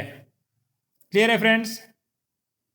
और फ्रेंड्स आप बताइए कि जब यहाँ पे वर्किंग मदर्स अपने बच्चों को आंगनवाड़ी में रखती है तो क्या आंगनवाड़ी यहाँ पे पुराने वाले रहने चाहिए? बिल्कुल नहीं, उन्हें हमें अपग्रेड करना पड़ेगा। इसलिए यहाँ बोला गया है जब हम आंगनवाड़ी को अपग्रेड करेंगे तो हम उन्हें बोलेंगे सक्षम आंगनवाड़ी। क्लियर है? सो देखिए यहाँ पे मिशन पोषण 2.0 और सक्षम आंगनवाड़ी में क्या बोला गया है, 2 lakh anganwadis to be upgraded as Saksham anganwadis. ये थी सबसे पहली बात जो इस बजट में भी की गई थी। उसके बाद friend nutrition norms and standard to be improved, मतलब हम ज़्यादा न्यूट्रिशन देंगे। उसके बाद जो टेक होम राशन है जो बच्चे घर लेके जाते हैं उसकी क्वालिटी हम इम्प्रूव करेंगे। और फिर यहाँ पे जिस एरिया में जो कम्युनिटी फूड हैबिट्स होते हैं उन्हें हम प्रमोट करेंगे। साथ ये भी बोला गया है कि सप्लीमेंट्री न्यूट्रिशन जो हम देंगे लैक्टेटिंग मदर्स या फिर प्रेग्नेंट मदर्स को तो उसे हम घर में जाके डिलीवर करेंगे। क्लियर है? नेक्स्ट फ्रेंड यहाँ पे सक्षम आंगनवाड़ी पोषण 2.0 की बात करें। अब तो आपको पता चल गया होगा कि कौन कौन से लोग इस स्कीम में एज ए बेनिफिशियरी एलिजिबल है। या सबसे पहले 6 साल से छोटे बच्चे, उसके बाद pregnant women and lactating mothers, उसके बाद अडोलसेंट गर्ल्स। लेकिन यहाँ स्पेसिफिक बोला गया है कि सारे एस्पिरेशनल डिस्ट्रिक्ट और नॉर्थ ईस्टर्न स्टेट्स के वो इस स्कीम के लिए एलिजिबल रहेंगे। और फिर इस स्कीम के लिए कोई कास्ट, रिलीजन या फिर इनकम क्राइटेरिया देखा नहीं जाएगा, सबके लिए ये स्कीम रहेगा। लेकिन साथ ही फ्रेंड ये बोला गया है कि इस स्कीम को अप्लाई करने के लिए आपके घर के आसपास के आंगनबाड़ी सेंटर में आपका रजिस्ट्रेशन होना चाहिए, जहां आपको आधार आइडेंटिफिकेशन की प्रोसेस पूरी करनी पड़ेगी। ओके। उसके बाद फ्रेंड जैसे मैंने बताया था सप्लीमेंट्री न्यूट्रिशन प्रोग्राम की बात की गई थी। इससे फ्रेंड मालन्यूट्रिशन की संख्या कम हो जाएगी। साथ ही फ्रेंड यहाँ पे पोषण 2.0 के ऑब्जेक्टिव भी दिए गए हैं कि इससे क्या होगा। इससे हम यहाँ पे ह्यूमन कैपिटल डेवलप करना चाहते हैं और मालन्यूट्रिशन को कम करना चाहते हैं। साथ ही हम न्यूट्रिशन का अवेयरनेस लोगों में बढ़ाना चाहते हैं ताकि वो हेल्दी से हेल्दी फूड खाएं और इससे न्यूट्रिशन के रिलेटेड जो भी डिफिशियंसीज होती है वो कम हो जाएगी। क्लियर है? नेक्स्ट फ्रेंड ये सब करने के लिए यहाँ पे पोषण माह और पोषण पखवाड़ा की भी मदद ली जाएगी। पोषण माह फ्रेंड्स याद रखें हर साल वो आता है सितंबर मंथ में। यहाँ सितंबर 1 to 30 सितंबर तक पोषण माह चलता है, जहाँ पे जन आंदोलन पे फोकस किया जाता है, जहाँ पे लोगों को न्यूट्रिशन के बारे में इंफॉर्मेशन या फिर अवेयरनेस दी जाती है। और फिर उसी के साथ एक पोषण पखवाड़ा होता है जो कि मार्च के आसपास आता है। क्लियर है? उसके बाद फ्रेंड इस पूरे स्कीम के लिए फंडिंग की अगर बात करें सो ये एक है सेंट्रली स्पॉन्सर्ड स्कीम, मतलब कि सेंटर और स्टेट्स दोनों मिलके इस स्कीम के लिए फंड देंगे। यहाँ पे अगर नॉर्मल शेयर की बात करें तो वो रहेगा 60:40। और फ्रेंड्स अगर नॉर्थ ईस्ट और हिमालयन स्टेट्स की बात करें तो फिर वो रहेगा 90:10। और यह यूनियन टेरिटरी विदाउट लेजिस्लेशन की बात करें तो वो रहेगा 100:0। क्लियर है? अब नेक्स्ट फ्रेंड हेल्थ सेक्टर में वैक्सीनेशन की भी बात की गई। यहाँ पे बोला गया है कि गर्ल्स जिनकी एज है 9 to 14 ईयर्स उन्हें यहाँ सर्विकल कैंसर के अगेंस्ट वैक्सीनेशन दी जाएगी। और फिर साथ ही यहाँ बोला गया है कि यूनिवर्सल इम्यूनाइजेशन प्रोग्राम के अंतर्गत यहाँ पे यूविन प्लेटफॉर्म निकाला जाएगा जिससे वैक्सीनेशन इम्प्रूव किया जाएगा। और फिर इसी से ही मिशन इंद्रधनुष के एफर्ट्स भी इम्प्रूव होंगे। और फ्रेंड यहाँ सवाल ये है कि मिशन इंद्रधनुष के बारे में आपको डिटेल्स पता है क्या? ये क्या है और क्यों निकाली गई है? सो चलिए इसे कवर करते हैं। देखिए फ्रेंड्स 1978 में एक इम्यूनाइजेशन प्रोग्राम निकाला गया जिसका नाम था एक्सपांडेड प्रोग्राम ऑफ इम्यूनाइजेशन। और फिर उसी को आगे मॉडिफाई करते हुए 1985 में यूनिवर्सल इम्यूनाइजेशन प्रोग्राम निकाला गया। ये क्या करेगा? ये यहाँ पे 12 डिसीज के अगेंस्ट वैक्सीनेशन प्रोवाइड करेगा जिससे यहाँ पे चिल्ड्रन और प्रेग्नेंट वुमन की मॉर्टेलिटी और यहाँ मॉर्बिडिटी कम होगी। और फिर आगे जाके मोदी गवर्नमेंट ने 2015 में मिशन इंद्रधनुष निकाला। यहाँ पे भी वही बात की गई, 12 डिसीज के अगेंस्ट वैक्सीनेशन प्रोवाइड करने की बात की गई थी। और फिर ऐसे 12 डिसीज कौन से यहाँ बोला गया वो थे diphtheria, वुफिंग cough, then tetanus, polio, then TB, then hepatitis B, then meningitis and pneumonia, then Haemophilus influenza type B infections, then Japanese encephalitis, then rotavirus vaccine, then pneumococcal, the conjugate vaccine and measles rubella.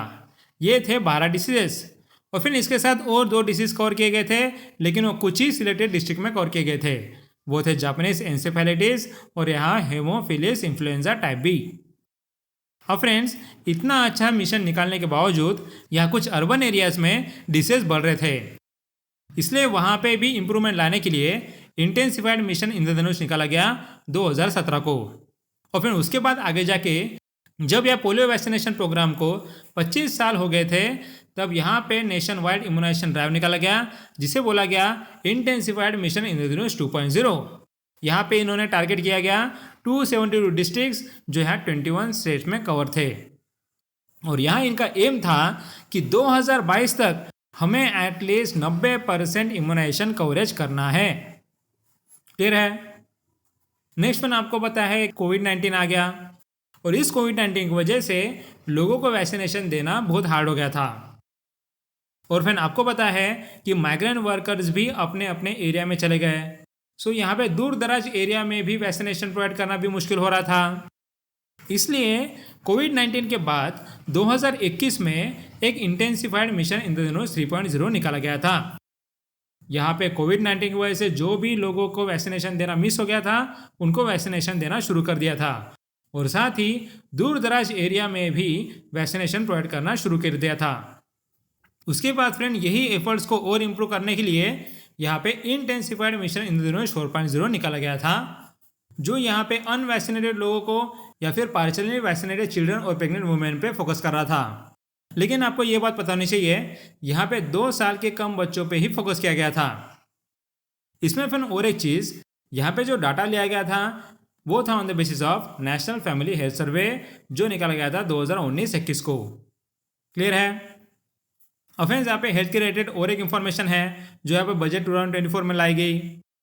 यहाँ बोला गया है कि government plans to set up more medical colleges by utilising the existing hospital infrastructure under various departments. अब friends, ये क्या चीज़ है? देखिए फ्रेंड्स, यहाँ आपको पता नहीं होगा, लेकिन जब यहाँ पे गवर्नमेंट मेडिकल कॉलेज निकाला जाता है, तब वहाँ पे कंपलसरी होता है कि वहाँ पे एक हॉस्पिटल रखना चाहिए। लेकिन बजट में ये बोला गया कि अभी हम क्या करेंगे कि जो एग्जिस्टिंग हॉस्पिटल है उन्हें हम कॉलेज बना देंगे।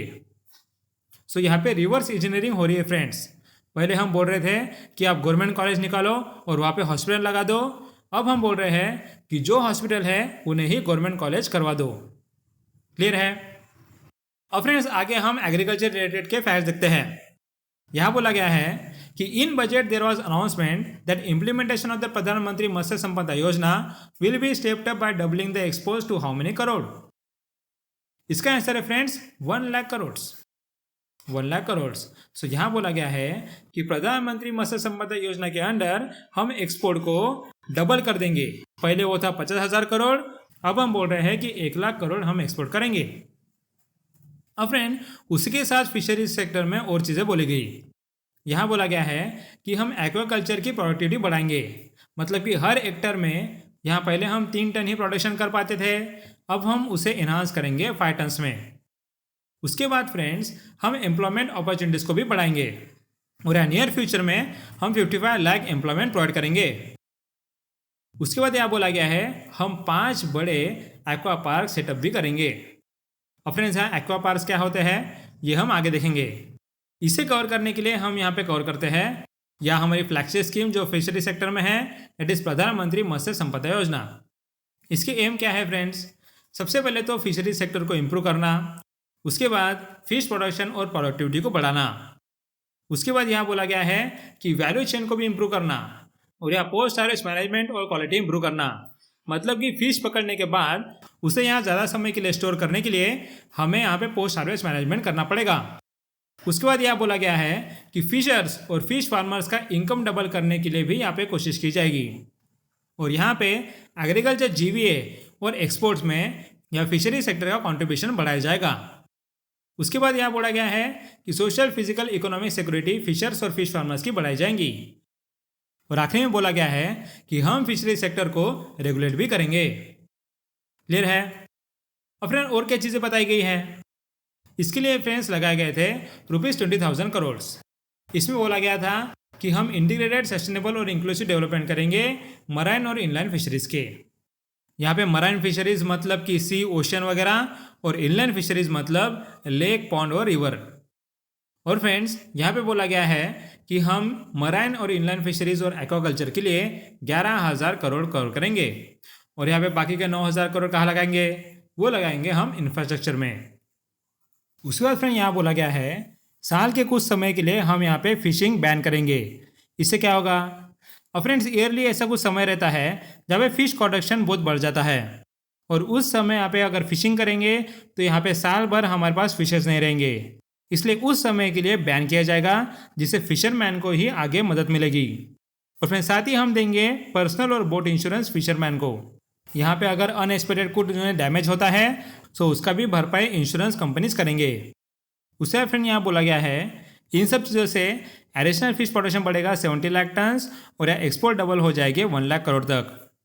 और यहाँ हम ज़्यादा फोकस करेंगे आइलैंड्स पे, हिमालयन स्टेट्स पे, then north east and aspirant districts पे, जिससे 55 लाख लोगों को एम्प्लॉयमेंट मिलेगा। नेक्स्ट फ्रेंड्स यहाँ पे ये होते हैं एक्वा पार्क्स। आप यहाँ देख सकते हो ये होते हैं केजेस, और उसमें यहाँ पे फिश प्रोडक्शन किए जाते हैं। इसे हम द कंट्रोल फिशिंग भी बोलते हैं, मतलब हम ही फिश को फीड करते हैं और उनका प्रोडक्शन बढ़ाते हैं। अब फ्रेंड इस बजट में ब्लू इकोनॉमी 2.0 की भी बात की गई थी। It is a scheme for restoration and adaptation which will be launched. मतलब कि फिशेस को रिस्टोर करने के लिए या फिर उनके नंबर्स बढ़ाने के लिए ये ब्लू इकोनॉमी स्कीम निकाली जाएगी। नेक्स्ट में यहाँ पे देखते हैं कि यहाँ एग्रीकल्चर के रिलेटेड बजट 2024 में क्या बताया गया। यहाँ पे फ्रेंड्स हम यहाँ बोल रहे हैं कि ऑयल सीड में हमें आत्मनिर्भरता चाहिए, मतलब कि सेल्फ सफिशिएंसी चाहिए। इतने साल होने के बाद भी ऑयल सीड्स को हम कभी कभी इंपोर्ट कर लेते हैं, और यहाँ पे इंपोर्ट करने की वजह से हमारा फॉरेन एक्सचेंज चला जाता है। इसलिए यहाँ हम ऑयल सीड्स में सेल्फ सफिशिएंट होने की बात कर रहे हैं। यहाँ पे हम 5 ऑयल सीड में फोकस करेंगे। एक है mustard, then groundnut, then sesame, then soybean and sunflower. और फिर उसके बाद एक नया प्रोडक्ट आया है एग्रीकल्चर सेक्टर में, दैट इज़ नानो DAP। ये हम अलग अलग क्रॉप्स के लिए और अलग अलग एग्रो क्लाइमेटिक जोन्स के लिए एक्सपांड करेंगे। और फ्रेंड्स यार DAP क्या है? ये है डाई अमोनियम फॉस्फेट। और फ्रेंड्स आपको पता है कि एग्रीकल्चर के लिए 3 अलग अलग न्यूट्रिएंट्स की ज़रूरत होती है। क्रॉप्स को बढ़ाने के लिए ये बहुत काम आता है। उसे हम बोलते हैं NPK, that is nitrogen, phosphorus and potassium. So यहाँ पे फॉस्फोरस का न्यूट्रिएंट प्लांट्स को देने के लिए ये नानो DAP निकाला गया है। और फिर इसके फ़ायदे क्या क्या है? इससे फ्रेंड इनपुट कॉस्ट रिड्यूस होता है, क्योंकि फ्रेंड्स ये एक तरह का लिक्विड होता है। यहाँ पे पहले हम सॉलिड फॉर्म में फर्टिलाइजर्स प्लांट्स को देते थे, यहाँ जिससे ज़्यादा वहाँ पे फर्टिलाइजर पड़ जाता था, जिससे हमारी इनपुट कॉस्ट बढ़ जाती थी। लेकिन अब लिक्विड को हम इजीली मैनेज कर सकते हैं, इसलिए यहाँ पे इनपुट कॉस्ट रिड्यूस हो जाएगा। उसके बाद फ्रेंड ये एक तरह का इको फ्रेंडली है, मतलब हम कम फर्टिलाइजर यूज़ करेंगे, जिससे यहाँ पे इन्वायरमेंट को भी नुकसान नहीं होगा। और नेक्स्ट फ्रेंड ये न्यूट्रिशनल वैल्यू इंप्रूव करता है। और फ्रेंड ज़्यादा फर्टिलाइजर यूज़ होने के बाद क्या होता है, यहाँ पे प्लांट्स की न्यूट्रिशन वैल्यू कम हो जाती है और यहाँ फर्टिलाइजर की वैल्यू बढ़ जाती है। लेकिन इससे क्या होगा, इससे प्लांट की न्यूट्रिशन वैल्यू ज़्यादा रहेगी और फर्टिलाइजर बस ग्रो करने के लिए लगेंगे। उसके बाद फ्रेंड यहाँ पे फर्टिलाइजर को इजीली मैनेज करने की वजह से यहाँ पर क्रॉप ज़्यादा ग्रो होंगे और फार्मर्स की इनकम बढ़ेगी। और इतना ही नहीं, छोटे छोटे एरिया में भी हमें ज़्यादा प्रोडक्शन मिलेगा, जिसकी वजह से क्रॉप प्रोडक्टिविटी भी बढ़ेगी। और फ्रेंड्स यहाँ ये बात भी इंपॉर्टेंट है फ्रेंड्स कि इफ्को एक गवर्नमेंट कंपनी है, या जिसकी वजह से बाकी यहाँ प्राइवेट कंपनीज के फर्टिलाइजर्स के मुकाबले इसकी प्राइस कम है। क्लियर है? नेक्स्ट फ्रेंड यहाँ पे डेयरी फार्मर्स की मदद करने के लिए भी बात की गई थी। यहाँ बोला गया है यहाँ की डेयरी फार्मर्स के लिए हम एक प्रोग्राम निकालेंगे। यहाँ हम Rashtriya Gokul mission, national livestock mission और infrastructure development funds for dairy processing and animal husbandry के जो प्रोग्राम थे, उसका जो सक्सेस था उसे ही ध्यान में लेते हुए हम एक नया प्रोग्राम बनाएंगे। अब फ्रेंड्स ये प्रोग्राम अभी फॉर्मुलेट नहीं किया गया, इसलिए यहाँ उसके बारे में हम डिटेल में डिस्कस नहीं कर सकते। नेक्स्ट यहाँ पे फ्रेंड वीमेन के लिए बजट में क्या किया गया ये भी देख लेते हैं। यहाँ बोला गया है कि as per budget the government aims to enhance the target for Lakhpati Didi from 2 crore to dash. इसका आंसर है फ्रेंड्स 3 करोड़। 3 करोड़। यहाँ पे फ्रेंड्स लखपति दीदी हम बनाने वाले हैं 3 करोड़। लेकिन यहाँ लखपति दीदी योजना क्या है ये भी देख लेते हैं। लखपति दीदी मतलब आपको समझ गया होगा कि यहाँ पे हर साल में यहाँ पर कोई महिला 1 लाख रुपीस अर्न कर पाए उसके लिए उसे स्किल ट्रेनिंग दी जाएगी। इससे यहाँ पे पॉवर्टी एलिवेशन भी होगा और उनका इकोनॉमिक एम्पावरमेंट भी होगा। पहले हमारा गोल था कि हम 2 करोड़ लखपति दीदीज बनाएंगे, लेकिन अभी हमारा गोल है जो इस बजट में बोला है कि हम 3 करोड़ लखपति दीदीज क्रिएट करेंगे। उसके बाद फ्रेंड्स अब यहाँ पे लखपति दीदी कैसे क्रिएट करेंगे उसका भी फ्रेमवर्क निकाला गया है। यहाँ पे फ्रेंड्स एग्रीकल्चर पे ज़्यादा फोकस किया गया है। आप देखिए यहाँ पर वीमेन एसएचजीज को ड्रोन्स यूज़ करने को बोला गया है यहाँ, जिससे वह एग्रीकल्चर एक्टिविटीज़ के लिए ड्रोन्स यूज़ कर सके। और फ्रेंड्स यहाँ पे 15,000 वीमेन एसएचजीज को ट्रेनिंग दी जाएगी जिससे वो ड्रोन्स को ऑपरेट करे या फिर रिपेयर कर सके। और फ्रेंड्स आप देखिए इससे क्या होगा, एग्रीकल्चर में फार्मर्स के पास इतना समय नहीं है कि वो ड्रोन्स को ऑपरेट करे, वो यहाँ पे फार्मिंग में ध्यान दे सकते हैं। लेकिन उसी एरिया में अगर हमने वीमेन को ट्रेनिंग दी कि ड्रोन्स कैसे यूज़ करना है तो वो फार्मर्स की मदद भी कर सकती है और वो खुद से अर्न भी कर सकती है। सो दोनों चीज़ें हो जाएगी।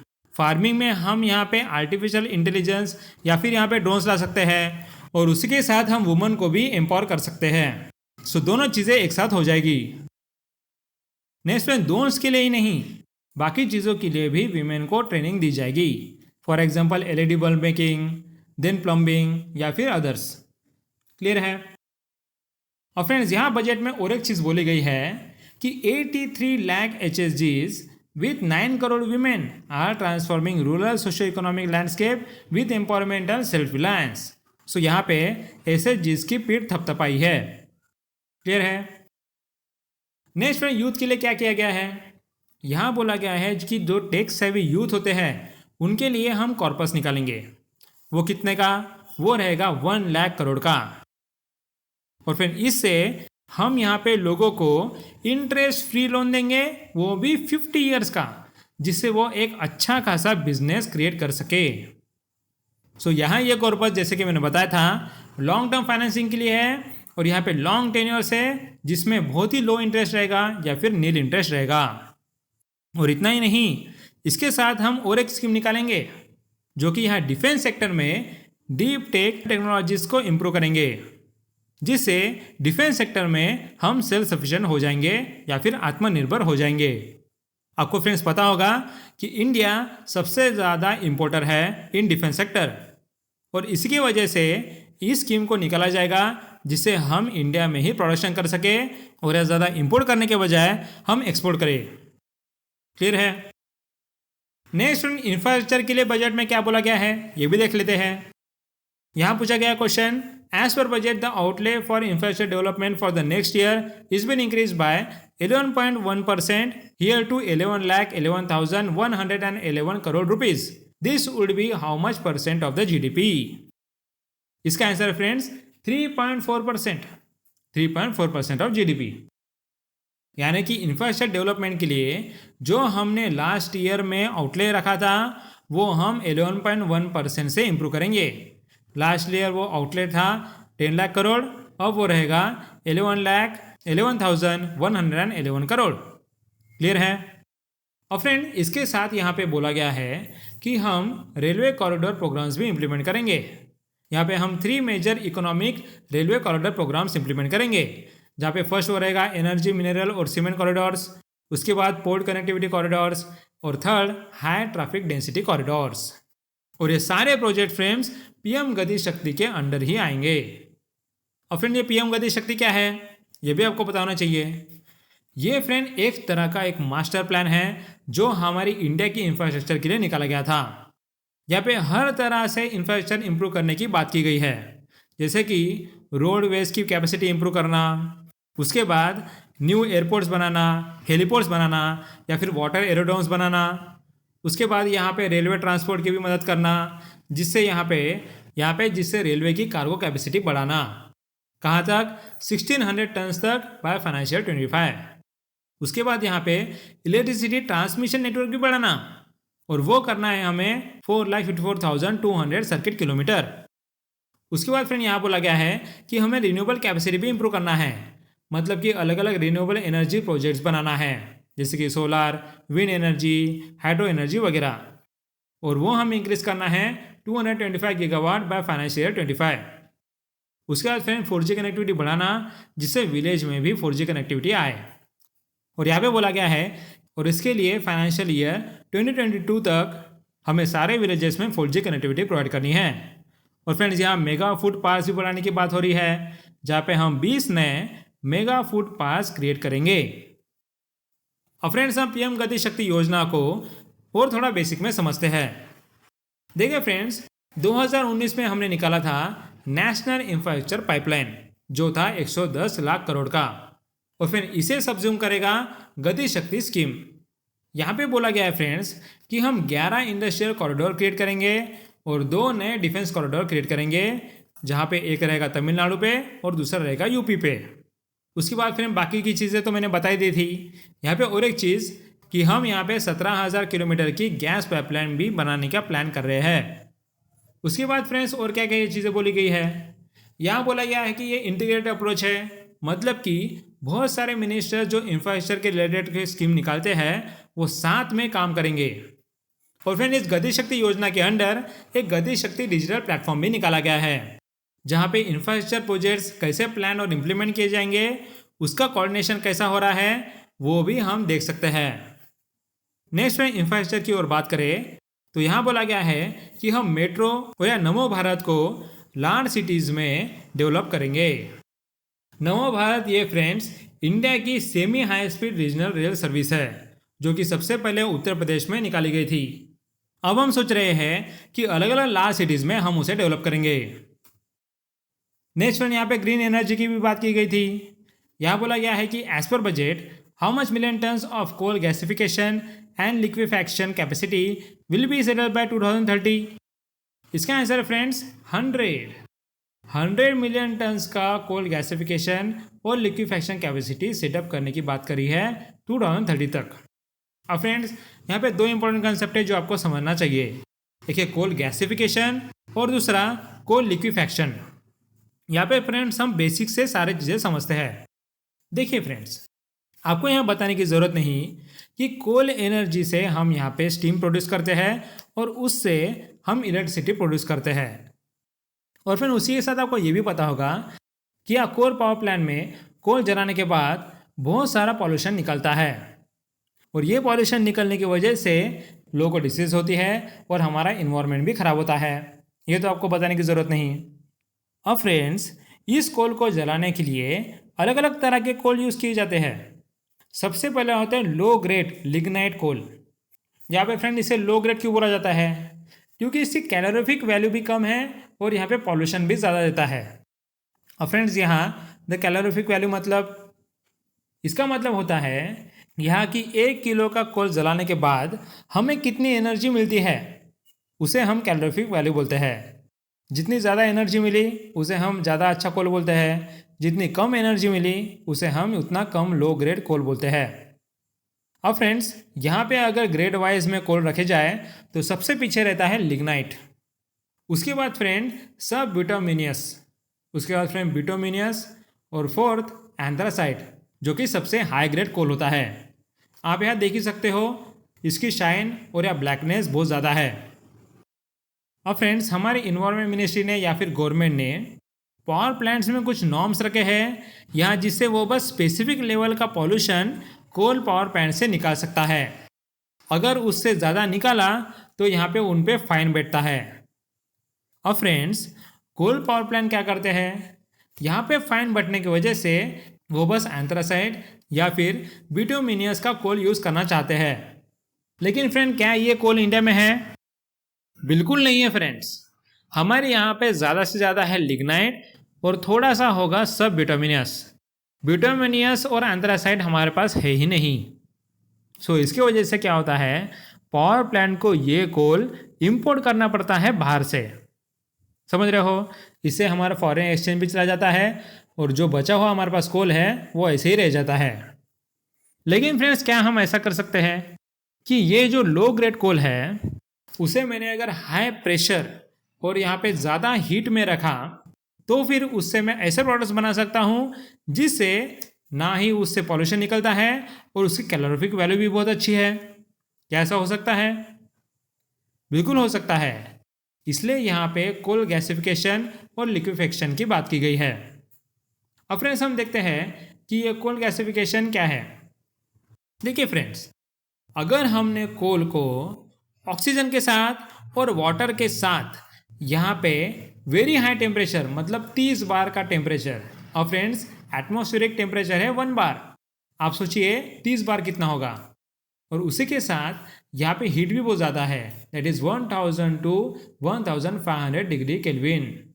और इस हाई प्रेशर और हाई टेम्परेचर में अगर हमने इस कोल को ऑक्सीजन और वाटर के साथ भेजा तो फिर निकलती है सिंगैस। और इस सिंगैस में प्रोडक्ट्स होते हैं carbon monoxide, then hydrogen, carbon dioxide, methane और वाटर वेपर। और फ्रेंड्स, यहाँ पे क्या हुआ, जो कोल ये लो ग्रेड का था या फिर जिसकी कैलोरीफिक वैल्यू बहुत कम थी उससे कन्वर्ट करके हमने निकाला है हाइड्रोजन जिसकी कैलोरीफिक वैल्यू बहुत अच्छी है, और साथ में मीथेन जिसकी भी कैलोरीफिक वैल्यू कोल से बहुत अच्छी है। सो फ्रेंड, इस प्रोसेस से, इस कोल गैसिफिकेशन के प्रोसेस से हमने यहाँ लो कैलोरीफिक वैल्यू और हाई पॉल्यूशन कोल को बर्न करके हाई कैलोरीफिक वैल्यू और लो पॉल्यूशन प्रोडक्ट्स निकाले हैं, दैट इज हाइड्रोजन, मीथेन वगैरह। क्लियर हो रहा है आपको प्रोसेस? और फ्रेंड्स, यार देखिए कोल गैसिफिकेशन वजह से क्या क्या होता है। देखिए, कोल हम लाते हैं वाटर के साथ जिसे हम बोलते हैं स्लरी, उसके बाद ऑक्सीजन भेजते हैं और इससे फ्रेंड्स यहाँ पे स्लैग का बाय प्रोडक्ट आता है जो कि वेस्ट होता है। उसके बाद फ्रेंड्स यहाँ से क्या निकलता है, यहाँ से निकलता है सिंगैस। और फ्रेंड, ये जो यहाँ पे वाटर और ऑक्सीजन हमने भेजा उसकी एक हॉट स्टीम यहाँ पे जाके हीट रिकवरी स्टीम जनरेटर में जाती है। क्लियर है? सबसे पहले यहाँ पे फोकस करो कि सिन गैस से क्या क्या होता है।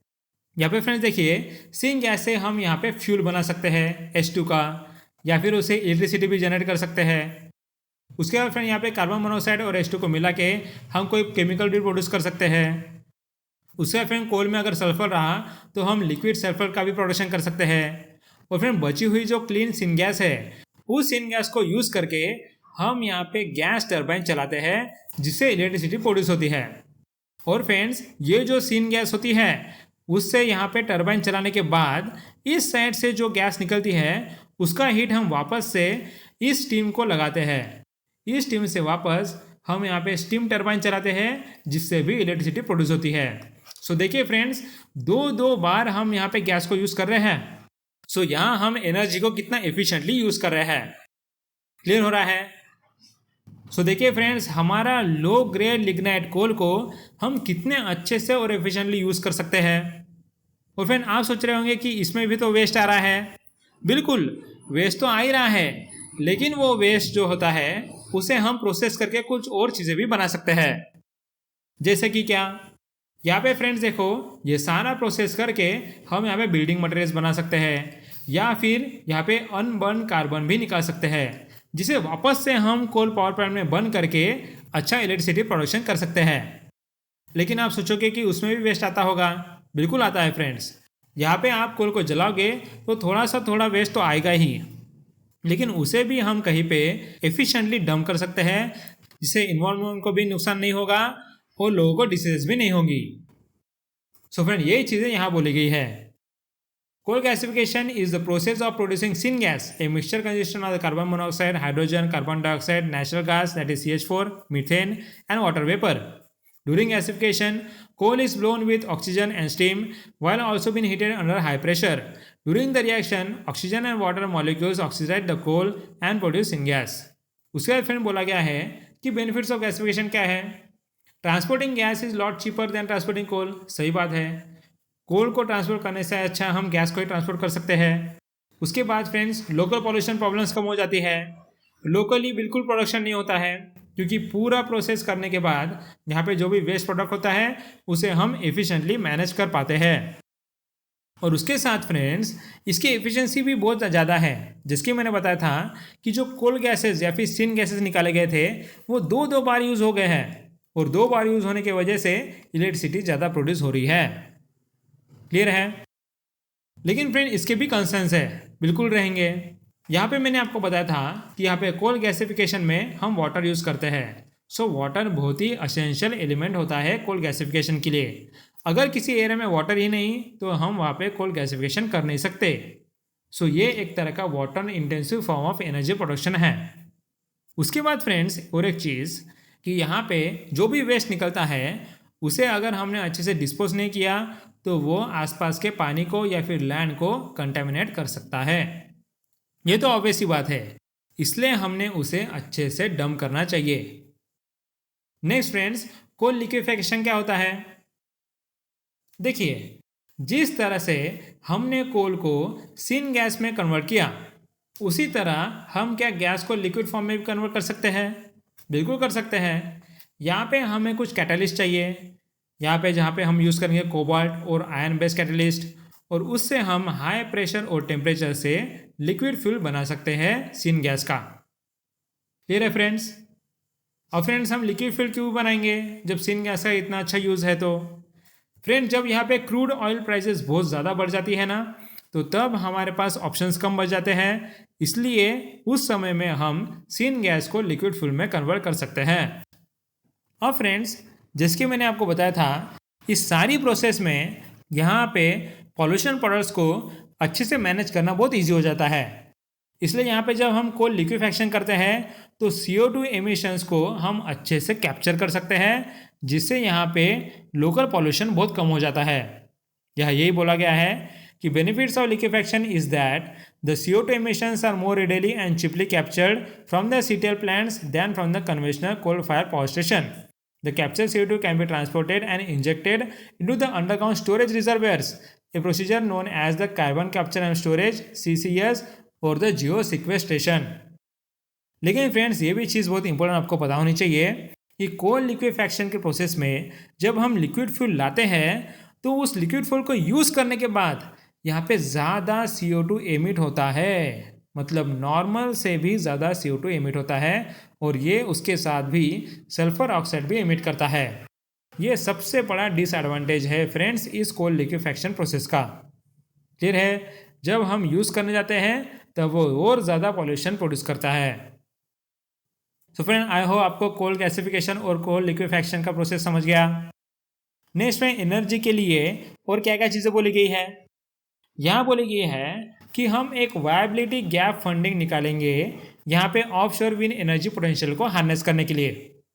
और फ्रेंड्स सबसे पहली बात, ऑफशोर विंड एनर्जी क्या है और वायबिलिटी गैप फंडिंग क्या है? देखिए फ्रेंड्स, सबसे पहले मैं समझा देता हूँ कि ऑफशोर एनर्जी क्या है। ये एक बहुत अच्छा इमेज है जिससे आपको बहुत सारी चीज़ें समझ में आ जाएगी। देखिए फ्रेंड्स, ये एक शोर है, यहाँ पे सी के अंदर कुछ विंड प्रोजेक्ट्स लगाए गए हैं और या सी के बाहर भी विंड प्रोजेक्ट्स लगाए गए हैं। जो भी शोर पे प्रोजेक्ट्स लगाए गए हैं उन्हें हम बोलते हैं ऑन शोर प्रोजेक्ट्स। ऑन शोर प्रोजेक्ट्स।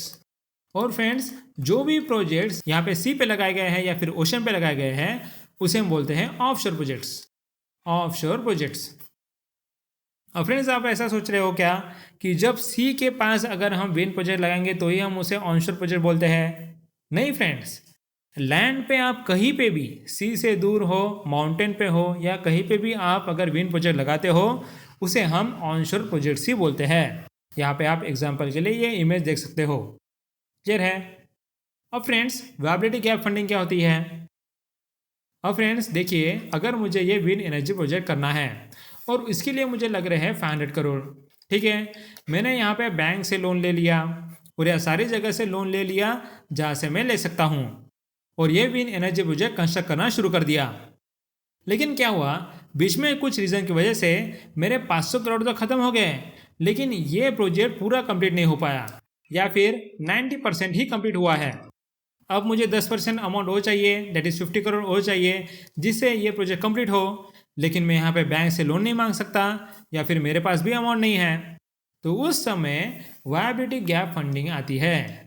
यहाँ पे गवर्नमेंट देखेगी कि क्या ये प्रोजेक्ट इकोनॉमिकली वायबल है, मतलब अगर हमने यहाँ पे थोड़ा इन्वेस्ट किया तो क्या इसमें रिटर्न मिल सकता है? अगर मिल सकता है तो फिर गवर्नमेंट यहाँ पे 50 करोड़ मुझे देगी और इस 50 करोड़ का यूज़ करके मैं यहाँ पे एक अच्छा ऑफशोर विंड पावर प्रोजेक्ट बनाऊंगा। देखिए फ्रेंड्स, पहले मेरे पास बिल्कुल पैसे नहीं थे और थोड़े पैसे के लिए मेरा पूरा प्रोजेक्ट बंद हो सकता था, लेकिन यहाँ पे वायबिलिटी गैप फंडिंग की वजह से मेरा प्रोजेक्ट बच गया। क्लियर हो गया आपको viability gap funding? Next one, यहाँ पे एनर्जी के बारे में और चीज़ें बोली गई। यहाँ बोला गया है यहाँ कि हम बायोमास एग्रीगेशन मशीनरी के लिए गवर्नमेंट फाइनेंशियल असिस्टेंस प्रोवाइड करेगी। उसके साथ यहाँ बोला गया है फ्रेंड्स कि CNG that is compressed natural gas में कंप्रेस्ड बायोगैस ब्लेंड किया जाएगा, जिसका यूज़ हम ट्रांसपोर्ट पे यूज़ करेंगे या फिर हम डोमेस्टिक पर्पज़ के लिए दैट इज़ खाना बनाने के लिए हम ये प्रोडक्ट यूज़ कर सकते हैं। और फ्रेंड्स, क्या आपको पता है कि नेचुरल गैस और बायोगैस में डिफरेंस क्या है? और फ्रेंड, बायोगैस बनता है बायोमास से।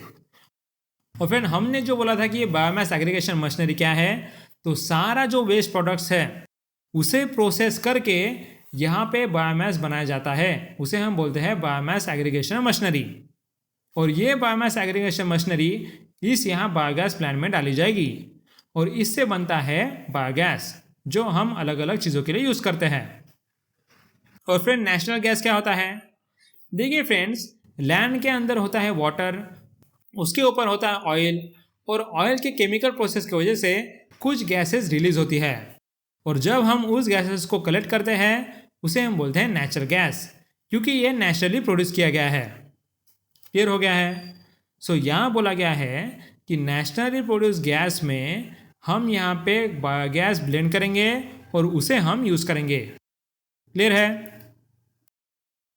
और फिर नेक्स्ट हम देखते हैं कि बजट में ग्रीन एनर्जी के लिए क्या बोला गया है। यहाँ बोला गया है कि हम एक इलेक्ट्रिक व्हीकल इकोसिस्टम खड़ा करेंगे, जहाँ पे हम इलेक्ट्रिक व्हीकल की मैन्युफैक्चरिंग और उनके लिए चार्जिंग इंफ्रास्ट्रक्चर खड़ा करेंगे।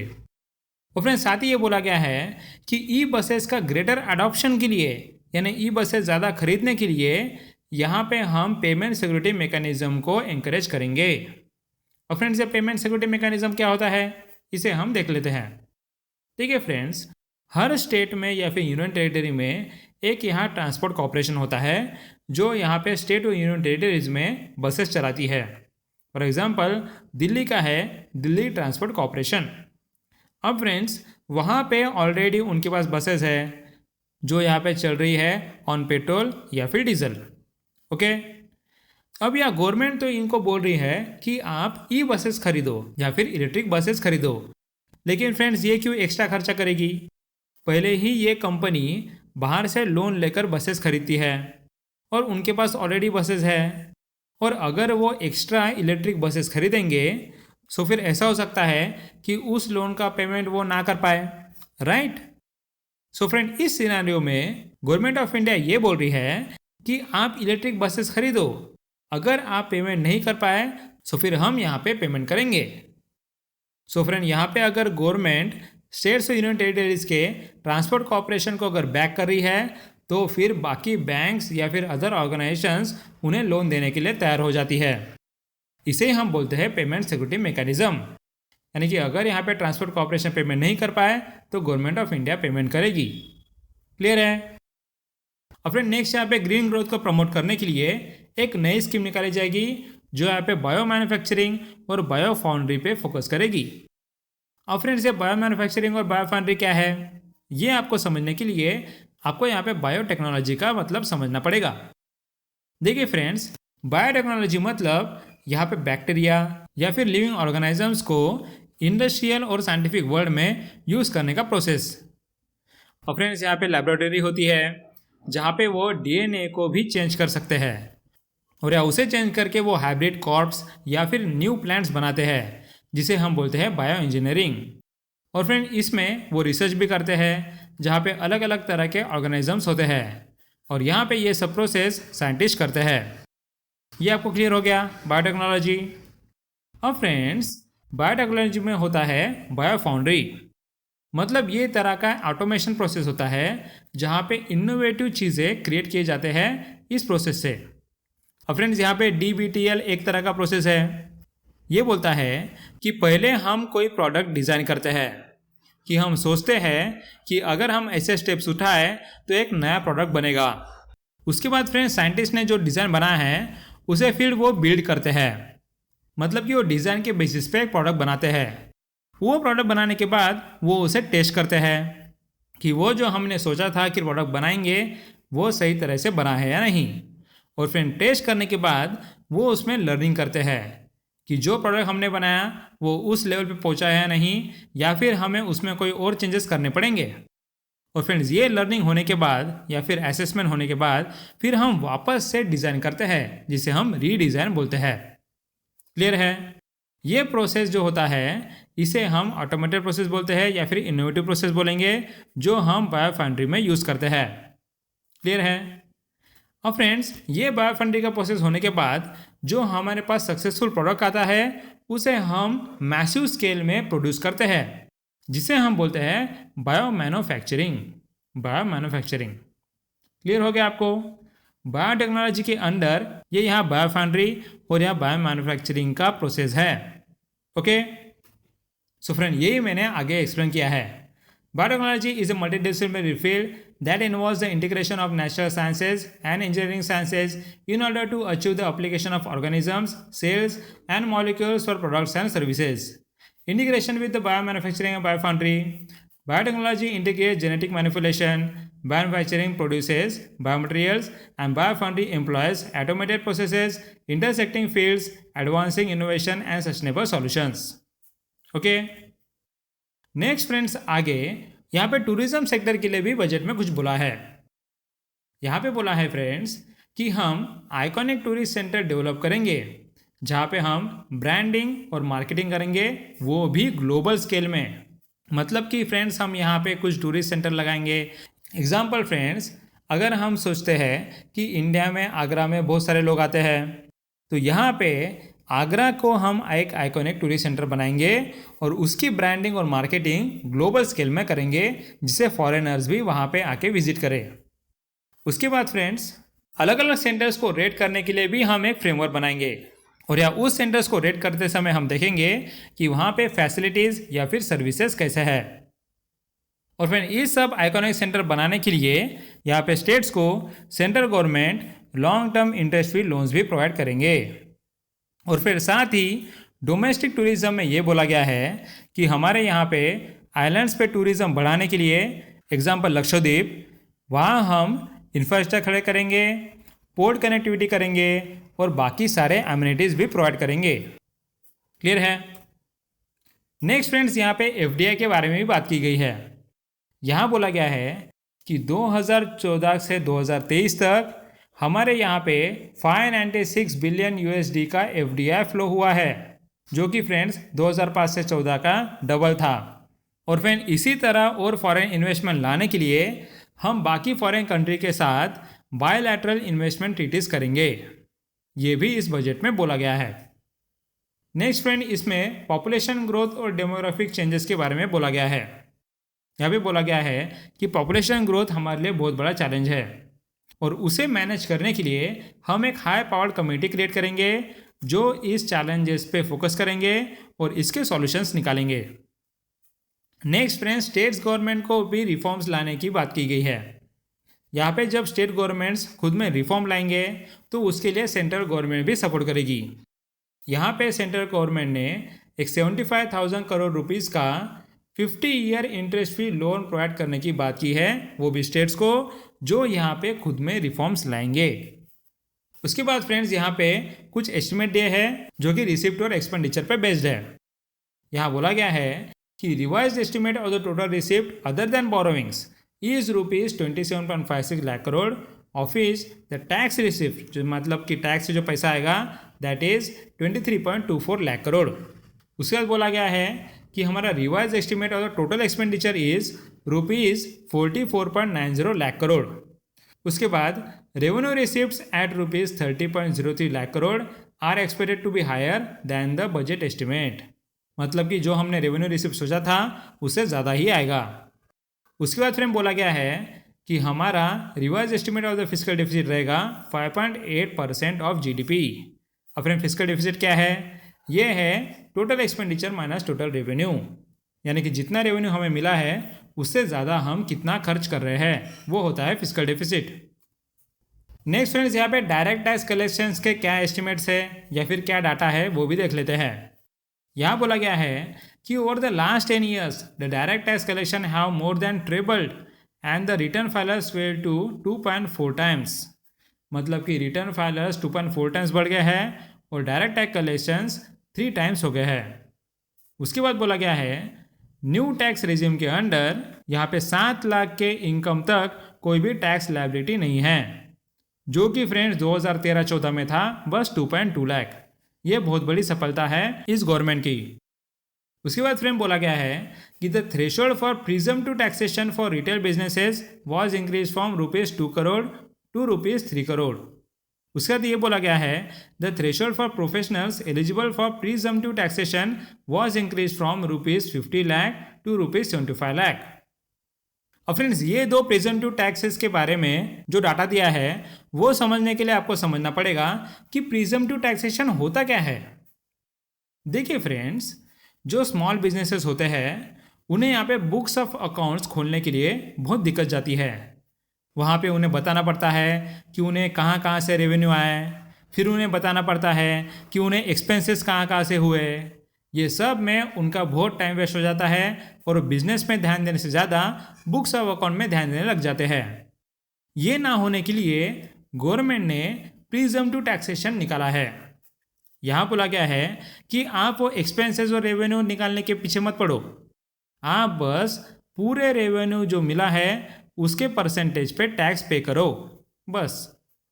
और फिर इसके लिए उन्होंने 3 तरह के सेक्शन निकाले, एक है 44AD, 44ADA और 44AE। ये 3 अलग अलग तरह के बिजनेसेस के लिए निकाले गए हैं। अब फ्रेंड्स, ये क्या है देखिए, यहाँ पे इंटरैक्टिव इमेज में आपको समझ जाएगा। यहाँ पे सेक्शन 44AD बिजनेसेस के लिए है। यहाँ बोला है कि जिनका टर्नओवर 2 करोड़ से कम है वो यहाँ पे टैक्स पे कर सकते हैं बस 8% ऑफ ग्रॉस टर्नओवर और ग्रॉस रिसिप्ट्स, या फिर 6% फॉर डिजिटल रिसिप्ट। मतलब कि आपके रिसिप्ट अगर डिजिटल है तो 6%, अगर आपके रिसिप्ट पेपर बेस्ड है तो आपको 8% टैक्स भरना पड़ेगा। यहाँ पे आपको बुक्स ऑफ अकाउंट की कोई ज़रूरत नहीं, बस यहाँ टर्नओवर के ऊपर ये चीज़ की गई है। और फ्रेंड्स, यहाँ बजट में बोला गया है कि इस सेक्शन 44AD में जो हम यहाँ पे 2 करोड़ से कम टर्नओवर के बिजनेसेस को ये यहाँ हम प्रिजम्प्टिव टैक्सेशन स्कीम कर रहे हैं, ये बढ़ा के हम करने वाले हैं 3 करोड़ जो इस बजट में बोला गया है। सो अभी 3 करोड़ से कम टर्नओवर को ये सेक्शन 44AD अप्लाई होगा। उसके बाद फ्रेंड्स, सेक्शन 44ADA ये है प्रोफेशनल सर्विसेज के लिए। सो यहाँ बोला गया है जो यहाँ प्रोफेशनल सर्विस करते हैं उनके पास अगर ग्रॉस रिसिप्ट 50 लाख से कम है तो यहाँ पे नेट इनकम उनका रहेगा 50% of gross receipts. Example friends, अगर यहाँ पे किसी प्रोफेशनल सर्विस में ग्रॉस रिसिप्ट है 48 लाख तो उसका नेट इनकम रहेगा उसका half, that is the 24 lakh, और या फिर उस पे लगेगा टैक्स। अब फ्रेंड्स, ये तो पहले था 50 लाख, लेकिन अभी इस बजट में बोला गया है ये हम करने वाले हैं 75 लाख। क्लियर है? उसके बाद फ्रेंड्स, सेक्शन 44AE है फॉर ट्रांसपोर्टर्स जिनके पास ओन गुड व्हीकल्स है 10 से कम। मतलब कि अगर आप ट्रांसपोर्ट का बिजनेस चलाते हो और आपके पास 10 से कम व्हीकल है तो आप इस सेक्शन में बैठते हो। यहाँ पे आपको कितना टैक्स पे करना पड़ता है? यहाँ पे अगर आपका लाइट गुड व्हीकल है तो आपको 7,500 पे करना पड़ेगा। और फ्रेंड, अगर आपका हेवी गुड्स व्हीकल है, बड़ी व्हीकल है, तो आपको 1,000 पर टन पर व्हीकल भरना पड़ेगा। क्लियर है? सो ये है presumptive taxation scheme. Okay, next one, यहाँ पे डायरेक्ट टैक्स के बारे में और चीज़ बताई गई है। यहाँ बोला गया है कि हमने डायरेक्ट टैक्स रिड्यूस किया है 30% से 22%, और यहाँ नई मैन्युफैक्चरिंग कंपनीज के लिए वो रिड्यूस किया है 15%। और फ्रेंड, यहाँ हमारे टैक्सेशन सिस्टम में निर्मला सीतारामन जी ने बताया है कि हमने इंट्रोड्यूस किया है फेसलेस असेसमेंट एंड अपील, जिससे एफिशिएंसी बढ़ेगी, ट्रांसपेरेंसी बढ़ेगी और अकाउंटेबिलिटी भी बढ़ेगी। साथ ही फ्रेंड्स, हमने इनकम टैक्स रिटर्न में एक नया फॉर्म निकाला है, दैट इज़ 26AS। इसमें फ्रेंड्स अपडेटेड इन्फॉर्मेशन रहती है, जहाँ पे आपको खुद भरने की ज़रूरत नहीं, सारी चीज़ें पहले से फिल रहती है। और फ्रेंड इसी की वजह से फ्रेंड्स जब हम रिटर्न भरते हैं तो उसका टाइम पहले लगता था 93 डेज, लेकिन अभी बस 10 दिन में काम हो जाता है। ओके, नेक्स्ट फ्रेंड हम GST that is indirect taxes के बारे में बात करने वाले हैं। लेकिन पहले क्या आपको पता है कि जीएसटी क्या है? सो देखते हैं इस एग्जांपल से। देखिए फ्रेंड्स, पहले सिस्टम क्या होती थी, अगर यहाँ पे एक बंदे ने वॉशिंग मशीन मैन्युफैक्चर की है जो कि 10,000 की है, सो यहाँ पे पहले सेंट्रल गवर्नमेंट का एक्साइज टैक्स रहेगा 10%, दैट इज 1,000। सो फिर वो वॉशिंग मशीन की वैल्यू हो जाएगी 11,000। अब फ्रेंड्स यहाँ पे तो ये वॉशिंग मशीन 11,000 पे सेल करने वाला था, लेकिन स्टेट गवर्नमेंट यहाँ पे अपना वैट टैक्स लगाएगी दैट इज 10%, और उसका 10% मतलब 11,000 का 10% विच इज़ 1100। और फ्रेंड इन दो टैक्सेस की वजह से यहाँ पे कस्टमर को पे करने पड़ते हैं 12,100 रुपीज़। क्लियर है? यहाँ पे आप देख रहे हो फ्रेंड्स, इसमें यहाँ पे जो 100 रुपीज़ है वो कहाँ से आया है? ये जो 100 रुपीज़ है वो इसके टैक्स पे वैट लगने से आया है। सो यहाँ पे टैक्स लग रहा है, इसे हम बोलते हैं कैस्केडिंग इफेक्ट, जो कि पहले सिस्टम में था। अब इसलिए हमने जीएसटी सिस्टम निकाला है। इसमें क्या हो रहा है फ्रेंड्स, जो भी बंदा मैन्युफैक्चर कर रहा है 10,000 का, उसके बाद यहाँ पे सेंट्रल गवर्नमेंट अपना CGST लगाएगी which is central goods service tax, here example 10%, वो आएगा 1,000 रुपीज़। ओके, इसे अब वॉशिंग मशीन की प्राइस हो गई है 11,000 रुपीज़। हाँ फ्रेंड्स, उसके बाद यहाँ पे वो सेल करना चाहता है 11,000 पे, लेकिन यहाँ पे SGST भी लगेगा which is again for example 10%।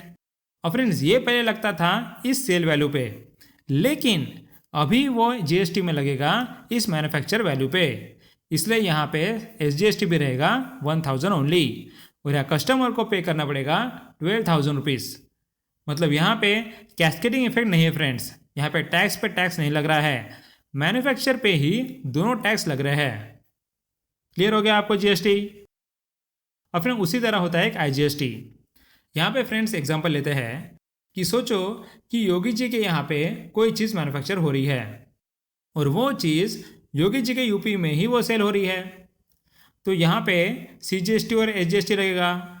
So CGST लेंगे मोदी जी और SGST लेंगे योगी जी। क्लियर है? उसके बाद फ्रेंड्स और एक सिनेरियो लो जहाँ पे मैन्युफैक्चर हो रहा है यूपी पे, लेकिन सेल हो रहा है वेस्ट बंगाल पे। इस केस में फ्रेंड्स IGST लगेगा, that is integrated goods service tax. अब फ्रेंड्स ये कोई नया टैक्स नहीं है, IGST मतलब CGST और SGST का समेशन ही होता है। यहाँ पे CGST लेके जाते हैं मोदी जी, लेकिन SGST ममता जी लेके जाती है, योगी जी को नहीं मिलता है। क्लियर है? सो यहाँ याद रखें कि IGST को हम तभी यूज़ करते हैं जब यहाँ पे इंटर स्टेट ट्रेड होता है। ओके, अब फ्रेंड GST के बारे में क्या बोला गया है? यहाँ बोला गया है कि GST आने से यहाँ पे कंप्लायंस का बर्डन ट्रेड और इंडस्ट्री से कम हो गया है, और ये भी बोला है कि GST इतना सिंप्लीफाइड टैक्स है कि उसकी वजह से यहाँ पे उसका बेस भी बढ़ गया है, जिससे हम ज़्यादा लोगों से GST कलेक्ट कर सकते हैं। साथ ही ये बोला गया है फ्रेंड्स, अभी का average monthly gross GST collection है 1.66 लाख करोड़, जो कि ऑलमोस्ट डबल हो गया है। उसके बाद फ्रेंड बोला गया है कि states SGST revenue including the compensation release to the states in the post-GST period of 2017-18 to 2022-23 has achieved a buoyancy of 1.22। अपने यहाँ सबसे पहली बात, हम यहाँ पे स्टेट को कंपनसेशन क्यों दे रहे हैं? देखिए फ्रेंड्स, पहले मैंने आपको बताया था कि अगर यहाँ पे मैन्युफैक्चर और सेल एक ही जगह हो रहा है तो योगी जी को भी पैसा मिलेगा, राइट? लेकिन मैन्युफैक्चर अगर योगी जी के पास हो रहा है, लेकिन सेल अगर ममता जी के पास हो रहा है, तो यहाँ पे पैसा ममता जी को जाएगा। इससे फ्रेंड्स जहाँ पे मैन्युफैक्चर हुआ है उस स्टेट को नहीं मिल रहा है। ओके, इसलिए यहाँ पे GST के सिस्टम में स्टेट्स को कंपेंसेट किया जाएगा। ओके, सो इसलिए यहाँ बोला गया है कि स्टेट को कंपेंसेट मिला है। साथ ही ये बोला गया है फ्रेंड्स कि यहाँ पे इसका बियॉन्सी है 1.22। अब फ्रेंड्स यहाँ बियॉन्सी क्या होता है? बियॉन्सी मतलब friends tax income tax income divide by GDP. GDP मतलब फ्रेंड जीडीपी जितना बढ़ रहा है उसके हिसाब से टैक्स इनकम कितना बढ़ रहा है, इसे देखने के लिए बियोंसी होता है। सो यहाँ पे 1.22 मतलब अगर यहाँ पे हमारा जीडीपी 100 से ग्रो हो रहा है तो यहाँ पे हमारा टैक्स इनकम 123 से ग्रो होगा, इसे बोलते हैं बियोंसी। सो यहाँ पे एसजीएसटी रेवेन्यू का बियोंसी है 1.22, जो कि स्टेट्स के लिए अच्छी बात है। साथ ही फ्रेंड्स कस्टम ड्यूटी में बहुत सारे स्टेप्स लेने वाले हैं जिससे इंटरनेशनल ट्रेड बढ़ेगा, ये भी बजट में बोला गया है। उसके बाद फ्रेंड टैक्सेशन की बात करें सो यहाँ पे टैक्सेशन में कोई भी चेंजेस लाए नहीं गए हैं। डायरेक्ट टैक्स और इनडायरेक्ट टैक्स सेम ही रहेंगे जो कि पिछले साल थे, लेकिन इसमें फ्रेंड और एक रिलीफ दिया गया है। यहाँ बोला गया है कि पहले कुछ लोगों से गवर्नमेंट को इनकम टैक्स मिला नहीं था और उसकी डिमांड गवर्नमेंट कर रही है और बार बार डिमांड करके भी उन्हें इनकम टैक्स मिल नहीं रहा है। सो फिर 1962 से ऐसे बहुत सारे लोगों के पास या फिर बिजनेसेस के पास गवर्नमेंट इनकम टैक्स की डिमांड कर रहे हैं कि उन्होंने जो इनकम टैक्स भरा नहीं है वो अभी भरो। सो यहाँ बोला गया है कि अगर वो इनकम टैक्स 25,000 से कम रहा और ये इनकम टैक्स उनका 2009 से 10 साल के पहले का था सो फिर उसे हम विड्रॉ कर देंगे, मतलब हम उनको अभी पैसे नहीं मांगेंगे। उसी के साथ अगर 2010-11 और या 2014-15 के बीच में अगर किसी ने इनकम टैक्स नहीं भरा है और उनकी अमाउंट 10,000 से कम है तो उसे भी हम विड्रॉ करेंगे, मतलब कि उन्हें भी हम इनकम टैक्स की डिमांड नहीं करेंगे। क्लियर है? ये यहाँ अच्छी रिलीफ दी है। सो फ्रेंड क्लियर हो गया आपको इंटरिम बजट अच्छे से? सो फ्रेंड्स ये था हमारा पूरा बजट। आई होप आपको ये पूरे बजट के अच्छे से क्लियर हो गया होगा। और फ्रेंड्स हमने यहाँ पे जो आपको बजट पढ़ाया है उसका हमने एक पीडीएफ बनाया है जो हम आपको प्रोवाइड करेंगे। उसके साथ ही फ्रेंड्स हम और चीज़ें प्रोवाइड करते हैं, that is based on MCQ PDF, जो हम बेस्ड ऑन एमसीक्यूज़ का वीडियो बनाते हैं उसका हम पीडीएफ भी प्रोवाइड करते हैं।